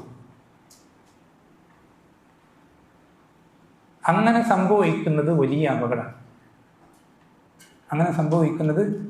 അപകടമാണ്. നമ്മൾ എന്തുകൊണ്ടാണ് ഈ ബിദ്അത്തുകാർക്ക് ഇതിൽ ഇത്ര ശക്തമായി സംസാരിക്കുന്നത് നിങ്ങൾക്കറിയോ? സമസ്തക്കാർക്കെതിരെയും ജമാഅത്ത് ഇസ്ലാമിക്കാർക്കെതിരെയും തബ്ലീഗ് ജമാഅത്തിനെതിരെയും മറ്റ് സംഘടനയുള്ളതും ഇല്ലാത്തതുമായ എല്ലാ വിഭാഗങ്ങളുടെ ബിദ്അത്തുകൾക്കെതിരെയും ഇത്രയും ശക്തമായ എതിർപ്പുകൾ ഉണ്ടായിട്ടും, നാട്ടിൽ ഒറ്റപ്പെടുത്തിയിട്ടും, കുടുംബത്തിൽ ആക്ഷേപങ്ങൾ സഹിക്കേണ്ടി വന്നിട്ടും, ഇതൊക്കെ ഉണ്ടായിട്ടും നമ്മൾ എന്തുകൊണ്ടാണ് ഈ ബിദ്അത്തുകൾക്കെതിരെ ഇത്രയും ശക്തമായി സംസാരിക്കുന്നതുകൊണ്ടാണെന്ന് അറിയോ? അമുസ്ലിമായ ആളുകൾ, അമുസ്ലിമീങ്ങളെ സംബന്ധിച്ചിടത്തോളം അവർ ഇസ്ലാമിനെ തെറ്റിദ്ധരിക്കാനുള്ള ഏറ്റവും വലിയ കാരണക്കാർ ബിദ്അത്തുകാരാണ്. ഷിർക്കിന്റെ ആളുകൾ തൗഹീദിലേക്ക് കടന്നു വരാനുള്ള ഏറ്റവും വലിയ തടസ്സം ബിദ്അത്തുകാരാണ്. കാരണം ഷിർക്ക് ചെയ്യുന്ന ഒരാൾ, ഒരു മുശ്രിക്ക്, അവന്റെ വീട്ടിൽ കാണുന്ന, അവന്റെ ആരാധനാലയങ്ങളിൽ കാണുന്ന നിർത്തിയിട്ട വിഗ്രഹം, അതേപോലെ തന്നെ ഈ ദീനിൽ കിടത്തിയിട്ട വിഗ്രഹം, അവന് പ്രത്യേകിച്ചൊരു വ്യത്യാസം കാണുന്നില്ല. അവൻ ആചരിച്ചു പോരുന്ന, അവൻ വിശ്വസിച്ചു പോരുന്ന വിശ്വാസവുമായി ഈ വിശ്വാസത്തിന് അവൻ നോക്കുമ്പോൾ ഒരു വ്യത്യാസം കാണുന്നില്ല. പിന്നെ അങ്ങനെ അവൻ എന്തിനാ ഈ ദീനിലേക്ക് കടന്നു വരുന്ന ആവശ്യം എന്താ? ഇതിലുള്ള റീസൺ, ബെനിഫിറ്റ് എന്താ? ഒരു ഹൈറുമില്ല. അവന്റെ ദീൻ പോലെ തന്നെ വേറൊരു ദീൻ. അവിടെയും പുണ്യാത്മാക്കളെ വിളിച്ച് പ്രാർത്ഥിക്കുന്നുണ്ട്, അവരോട് ഇടപെടുന്നുണ്ട്. വിശുദ്ധ മറിയമിനോടും അല്ലെങ്കിൽ അവരുടെ ഉപ്പയോടും സഹോദരന്മാരോടും ബന്ധുക്കളോടൊക്കെ ചോദിക്കുന്ന ആളുകളുണ്ട്. അതേപോലെ തന്നെ ഇവിടെയുണ്ട് ഔലിയാക്കന്മാരെന്ന പേര് പറഞ്ഞിട്ട്. എന്ത് വ്യത്യാസമുള്ളത്? അവർ നോക്കുമ്പോൾ ഈ രണ്ട് ദീനുകളും ആദർശങ്ങളും തമ്മിൽ ഒരു വ്യത്യാസം കാണുന്നില്ല. പിന്നെന്തിനാ അവർ ഇസ്ലാമിലേക്ക് കടന്നു വരേണ്ട കാരണം എന്താ? എന്തിനാ കടന്നു വരുന്നത്? അവർക്ക് അവരുടെ ദീനത്തിന് നിന്നാൽ പോരെ. ഈ ദീനിന്റെ മുഖം വികൃതമാക്കുന്നതിൽ ബിദ്അത്തുകാർ കാണിച്ചു കൂട്ടുന്നത്രയും കോപ്രായങ്ങൾ ഈ ലോകത്ത് ശൈത്താൻ പോലും കാണിച്ചു കൂട്ടുന്നില്ല. ഈ ദീൻ ഏറ്റവും അധികം വികൃതമാക്കുന്ന ബിദ്അത്തുകാരാണ്. അവരുടെ ബിദ്അത്തുകൾ അത് ഈ ദീനിൽ പെട്ടതല്ല എന്ന് പൊതുസമൂഹത്തിന് ബോധ്യപ്പെടുന്നത് വരേക്കും ബിദ്അത്തിനെതിരെ സംസാരിച്ചുകൊണ്ടേയിരിക്കും. അത് ആളുകൾ എന്ത് പേരിട്ടിട്ട് പറഞ്ഞാലും എങ്ങനെയൊക്കെ പറഞ്ഞാലും ഇവന് ആൾക്കാരെ പറ്റി പറയാൻ തന്നെ നേരമുള്ളൂ, ഇവർക്ക് മറ്റു പല ആളുകളെ പറ്റി പറയാനുള്ള നേരമുള്ളൂ, അല്ലെങ്കിൽ ഇവന് റദ്ദുകളിൽ മാത്രമാണ് ശ്രദ്ധ. വെറും എപ്പോഴും ഈ റുദൂദുകൾ എന്ന റദ്ദ് റദ്ദ് റദ്ദ്, അവർക്ക് റദ്ദ് ഇവർക്ക് റദ്ദ് എന്ത് പറഞ്ഞിട്ട് കാര്യമില്ല. ഈ സമൂഹത്തിൽ നിന്ന് ബിദ്അത്തുകൾ തുടച്ചു നീക്കാത്തിടത്തോളം, അത് ആളുകൾക്ക് തെറ്റിദ്ധാരണ ഉണ്ടാക്കുന്നത് അവസാനിപ്പിക്കാത്തിടത്തോളം ബിദ്അത്തുകൾക്കെതിരെ സംസാരിച്ചുകൊണ്ടേയിരിക്കും. അത് ദീനിൽപ്പെട്ടതാണ്. ഇമാം അഹ്മദ് റഹ്മത്തുള്ളാഹി ചോദിക്കപ്പെടുന്നുണ്ട്, ഒരാൾ നിസ്കരിക്കുന്നത് നോമ്പെടുക്കുന്നതാണോ നിങ്ങൾക്ക് ഇഷ്ടം, ബിദ്അത്തുകാർക്കെതിരെ സംസാരിക്കുന്ന? ഇമാം അഹ്മദ് റഹ്മത്തുള്ളാഹി പറഞ്ഞത് നിസ്കാര നോമ്പൊക്കെ അത് അവന് വേണ്ടിയിട്ടുള്ളതാണ്. എന്നാൽ ബിദ്അത്തുകാർക്കെതിരെ സംസാരിക്കുക എന്നുള്ളത് അത് ഈ ദീനിന് വേണ്ടിയിട്ട്, ഉമ്മത്തിന് വേണ്ടിയിട്ടുള്ളതാണ്. രണ്ടും ഒരിക്കലും ഒരുപോലെ ആവില്ല. ഇബ്നുൽ ഖയ്യിം റഹിമഹുല്ലാഹ് പറയാറുണ്ട്, ആയുധമെടുത്തിട്ടുള്ള ജിഹാദിൽ ശത്രുക്കൾക്കെതിരെ നമ്മൾ ഒരു ആയുധം എറിയുന്നതാണ്, ഒരു അമ്പ് എയ്യുന്നതിനേക്കാൾ ശ്രേഷ്ഠമാണ് ബിദ്അത്തുകാർക്കെതിരെ നമ്മൾ ഖുർആനും സുന്നത്തിന്റെയും ഹുജ്ജത്ത് എറിയുന്നത്. എന്ന് വെച്ചാൽ വാള് കൊണ്ടുള്ള ജിഹാദിനേക്കാൾ ദീനിൽ ശ്രേഷ്ഠം കിതാബ് കൊണ്ടുള്ള ജിഹാദാണ്, പേന കൊണ്ടുള്ള ജിഹാദാണ്. അല്ലാഹ് ഖുർആനിൽ പറഞ്ഞിട്ട് വജാഹിദുഹും ബിഹി ജിഹാദൻ കബീറ. റസൂലേ, താങ്കൾ അവരോട് ഖുർആൻ കൊണ്ട് ജിഹാദ് നടത്തണം. എങ്ങനത്തെ ജിഹാദ്? വലിയ ജിഹാദ്. എങ്ങനെ ഖുർആൻ കൊണ്ട് ജിഹാദ് നടത്തുക? ഖുർആൻ പരിചയമാക്കി പിടിച്ചിട്ടാ? ഖുർആൻ കൊണ്ടുള്ള ജിഹാദ് എന്നുള്ളത് ദീൻ പഠിച്ചിട്ടാണ്. ബിദ്അത്തുകാരുടെ ശുബ്ഹത്തുകൾ അത് ഓരോന്നോരോന്ന് എണ്ണം പറഞ്ഞ് അതിന് തകർത്ത് കളഞ്ഞിട്ടാണ്. സ്വഹാബത്തിന്റെ മാർഗം ജനങ്ങൾക്ക് മുന്നിൽ വ്യക്തമാക്കി പഠിപ്പിച്ചു കൊടുത്തിട്ടാണ്.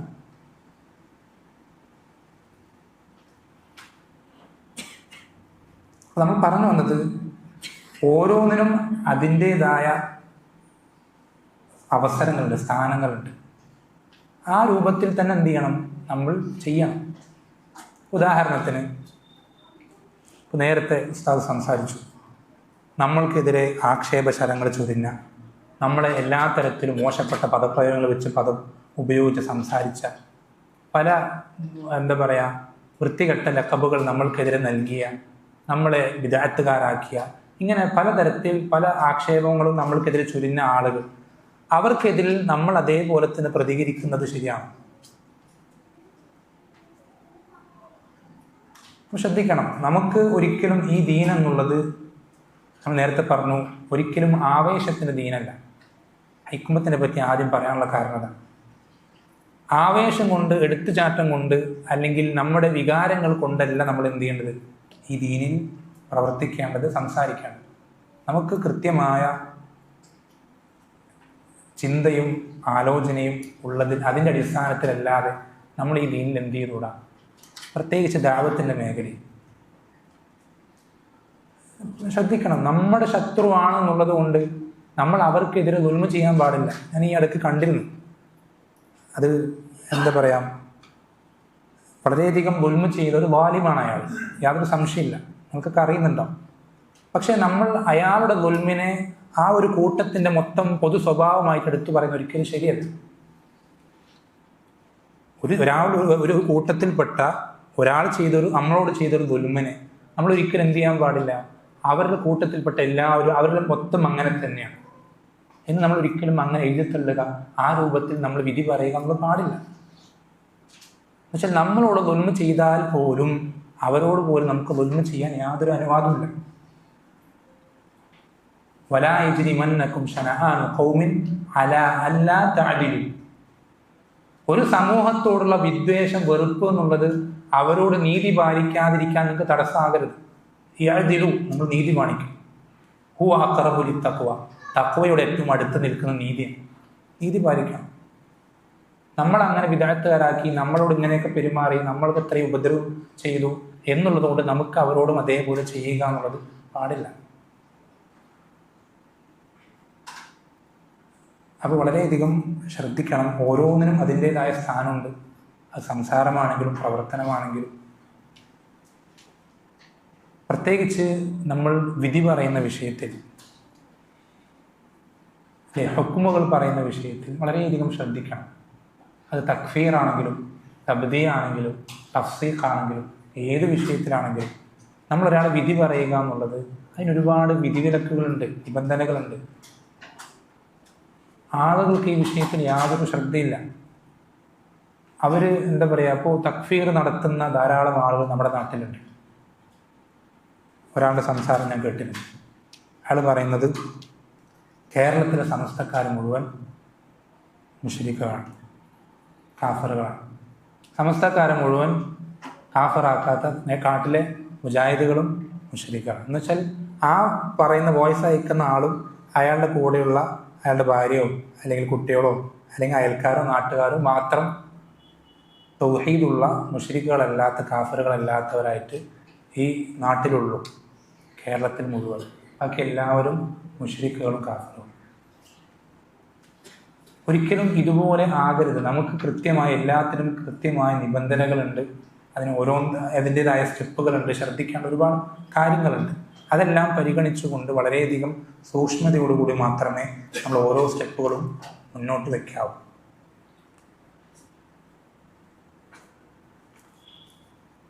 അതേപോലെ തന്നെ ശ്രദ്ധിക്കേണ്ട കാര്യമാണെന്ത്, അഹ്ലുസുന്നത്തിൽപ്പെട്ട സലഫിയത്തുള്ള ആളുകൾ അവർ നമ്മളോട് ഏറ്റവും അടുത്ത ആളുകളാണ്. ദീനീപരമായി അവർ നമ്മളെ അടുപ്പിക്കുന്നില്ലെങ്കിലും അവർ നമ്മളോട് ഏറ്റവും അടുത്ത ആളുകളാണ്. നമുക്ക് മറ്റെല്ലാവരേക്കാളും സ്നേഹം ഉണ്ടാവേണ്ടത് അവരോടാണ്. നമ്മുടെ വലാഹ് ഏറ്റവും കൂടുതൽ പ്രകടമാവേണ്ടത് അവരോടുള്ള പെരുമാറ്റത്തിലാണ്. പണ്ഡിതന്മാർ പറയാറുണ്ട്, ഖാലിഫ് തുഅറഫ്. നിനക്കൊരാളുടെ സ്വഭാവം മനസ്സിലാക്കണമെങ്കിൽ ഒപ്പം നിന്ന മനസ്സിലാവില്ല, എതിര് നിൽക്കണം. ഒരാളുടെ ശരിക്കുള്ള തനി നിറം കാണണമെങ്കിൽ ഒപ്പം നിന്ന മനസ്സിലാവില്ല. ഒപ്പം നിൽക്കുമ്പോൾ അല്ലേ, തേനും ചക്കരയൊക്കെ പോലെ, അടയും ചക്കരയും പോലെ വളരെ നല്ല സോഫ്റ്റായ നല്ല പെരുമാറ്റവും സ്വഭാവമൊക്കെ ആയിരിക്കും. അപ്പുറത്ത് നിന്ന് തമ്മി തെറ്റിയെ കാണാം.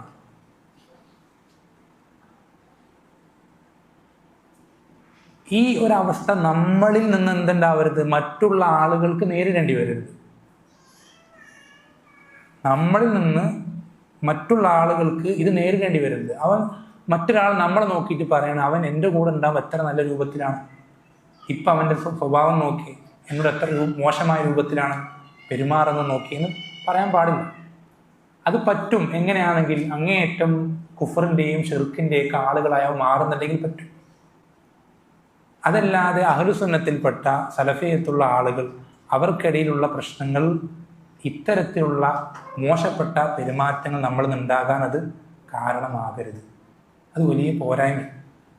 അത് നമ്മൾ നേരത്തെ പറഞ്ഞതുപോലെ നമ്മളുടെ പ്രവർത്തനങ്ങൾ കൊണ്ട് ആളുകൾ ഈ ദീനിലേക്ക് കടക്കാതിരിക്കാൻ, ആകർഷിക്കാതിരിക്കാൻ അത് കാരണമായിത്തീരും. നമ്മുടെ സ്വഭാവം നമ്മൾ വളരെയധികം എന്ത് ചെയ്യണം, നമ്മൾ പിടിച്ചു വെക്കണം, ട്രെയിൻ ചെയ്തെടുക്കണം. അല്ലേ, ഷെയ്ഖ് അൽബാനി റഹിമഹുല്ലാഹ് പറയുന്നൊരു കാര്യമുണ്ട്. അദ്ദേഹം എപ്പോഴും പറയുന്നൊരു കാര്യം തസ്ഫിയ വ തർബിയ. തസ്ഫിയ വ തർബിയ. എന്താണ് തസ്ഫിയ തർബിയ കൊണ്ട് ഉദ്ദേശിക്കുന്നത് അറിയാം?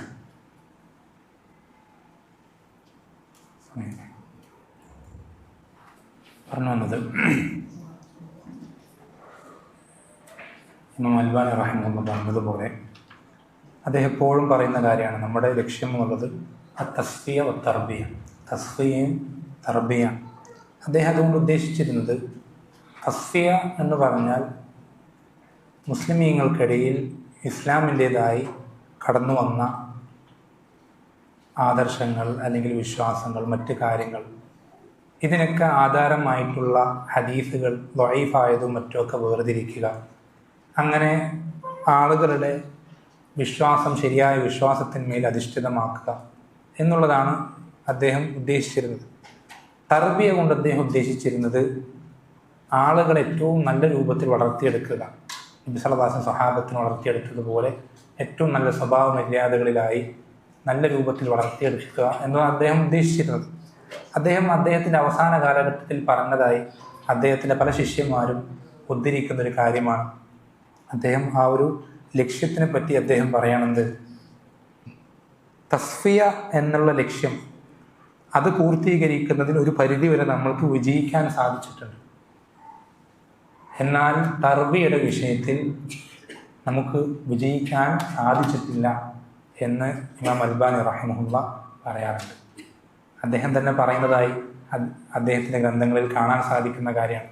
ഒരു വ്യക്തി ചിലപ്പോൾ എന്തായിരിക്കും, അവൻ്റെ അഖീദയിൽ സലഫി ആയിരിക്കും, പക്ഷെ അവൻ്റെ സ്വഭാവത്തിൽ സലഫി ആയിരിക്കില്ല.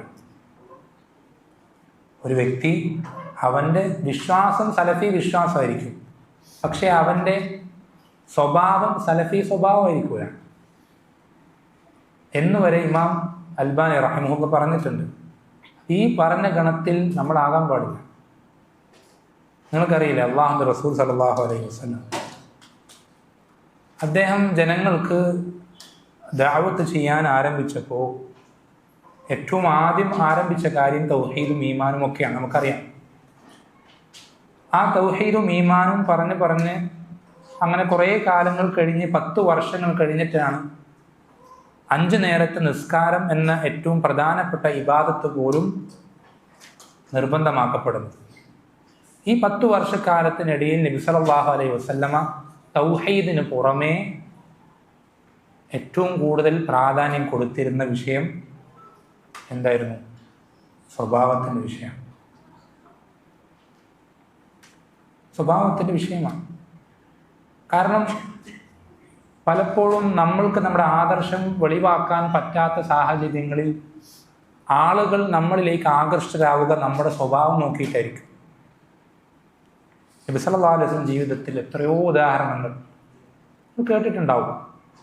ഹുദൈബിയ സന്ധിയിൽ നബി സല്ലല്ലാഹു അലൈഹി വസല്ലമയുടെ ആ എഴുത്തിൽ അപ്പുറത്ത് മുശ്രിക്കുകളുടെ കൂടെ ആ സന്ധിയിൽ ഏർപ്പെടാൻ കടന്നു വന്ന സുഹൈൽ ഇബ്നു അംർ എന്ന് പറയുന്ന വ്യക്തിയാണ്. അദ്ദേഹം പിന്നീട് സ്വഹാബിയാവും റളിയല്ലാഹു അൻഹു. അദ്ദേഹം സ്വഹാബിയാവാനുള്ള കാരണം എന്താണെന്നറിയോ? എന്താ കാരണം? ഈ ഒരു സന്ധിയിൽ നബി സല്ലല്ലാഹു അലൈഹി വസല്ലമയുടെ സ്വഭാവം കണ്ടിട്ടാണ്. എത്ര ആളുകളാണ് നബി സല്ലല്ലാഹു അലൈഹി വസല്ലം സ്വഭാവം കണ്ട് ഇസ്ലാം സ്വീകരിച്ചിട്ടുള്ളത്? സുമാമത്ത് ബിൻ ഉസാലിൻ്റെ സംഭവം നിങ്ങൾ കേട്ടിട്ടുണ്ടാവും. ആ ഒരു ഗോത്രത്താൽ അവരെ നബി സല്ലല്ലാഹു അലൈഹി വസല്ലമ മദീനത്തെ പള്ളിയിൽ പിടിച്ചുകൊണ്ടുപോയി കെട്ടിയിട്ട് 3 ദിവസങ്ങൾ കാലതാമസം കൊടുത്ത് ആ സംഭവം നിങ്ങൾ കേട്ടിട്ടുണ്ടാവും. ഇങ്ങനെ എത്ര സംഭവങ്ങൾ. നബി സല്ലല്ലാഹു അലൈഹി വസല്ലമ ധാരാളം കണക്കില്ലാതെ സമ്പത്ത് ചെലവഴിച്ച് കൊടുത്ത് ഒരു സ്വഹാബി പറയുന്ന, സ്വഹാബി പേര് എനിക്ക് മറന്നുപോയി, ആ സ്വഹാബി പറയാണ്, അള്ളാഹുവിൻ്റെ റസൂൽ സല്ലല്ലാഹു അലൈഹി വസല്ലം മക്ക പിടിച്ചടക്കിയ ദിവസത്തിൽ എനിക്ക് സമ്പത്ത് തരിക. അദ്ദേഹം സ്വന്തം അനുഭവം പറയും. അദ്ദേഹം എനിക്ക് സമ്പത്ത് തരാൻ ആരംഭിച്ച സമയത്ത് എനിക്ക് എൻ്റെ മനസ്സിൽ ഏറ്റവും അധികം വെറുപ്പുള്ളത് ഈ മുഖമായിരുന്നു. പക്ഷേ സമ്പത്ത് തന്ന് എനിക്ക് ഈ ദുനിയാവിൽ ഏറ്റവും അധികം ഇഷ്ടമുള്ളത് ഈ വ്യക്തിയോടായിരുന്നു. സ്വഭാവം എന്നുള്ളത് വളരെയധികം പ്രധാനപ്പെട്ട വിഷയമാണ്. നബി സല്ലല്ലാഹു അലൈഹി വസല്ലമയുടെ ഏറ്റവും പ്രധാനപ്പെട്ട പ്രത്യേകതകളിൽ ഒന്നാണ് അദ്ദേഹത്തിൻ്റെ സ്വഭാവം. അപ്പോൾ നമ്മൾ ശ്രദ്ധിക്കേണ്ടത് ഈ ഒരു കാര്യം, റിഫ്ഖ് എന്നുള്ളത് വളരെയധികം പ്രധാനപ്പെട്ടതാണ്. പ്രത്യേകിച്ചും അത് അതിൻ്റേതായ രൂപത്തിൽ നമ്മൾ ചെയ്യുക എന്നുള്ളത് വളരെയധികം പ്രാധാന്യം അർഹിക്കുന്ന കാര്യമാണ്. സാന്ദർഭിക സൂചിപ്പിക്കട്ടെ, ഇവിടെ ഇത്ര നേരം മസ്ജിദിൽ ഇരുന്ന ആളുകൾ പുറത്തുപോയി ഒതു എടുത്തിട്ട് വരുമ്പോൾ ഒതുവിന് 2 റക്അത്ത് സുന്നത്ത് നിസ്കാരമുണ്ട്, ശരി തന്നെ. പക്ഷേ ഈ 2 റക്അത്ത് സുന്നത്ത് നിസ്കാരം ഈ സമയത്ത് നിസ്കരിക്കലാണോ നിസ്കരിക്കാതിരിക്കലാണോ ഏറ്റവും നല്ലത്? നിങ്ങൾ തന്നെ ആലോചിച്ചാൽ നേരത്തെ പറഞ്ഞ കായിക വെച്ചിട്ട് 2 മസ്ലഹത്തുകൾ വരുമ്പോൾ ഏറ്റവും വലിയ മസ്ലഹത്തിനാണ് മുന്തിക്കേണ്ടത്. ഇതിൽ ഏറ്റവും വലിയ മസ്ലഹത്ത് ഏതാണ് എന്നുള്ളത് നിങ്ങളൊന്ന് ആലോചിച്ച് നോക്കാം. അവിടെ ഉസ്താദിനോട് ചോദിച്ചു നോക്കാം.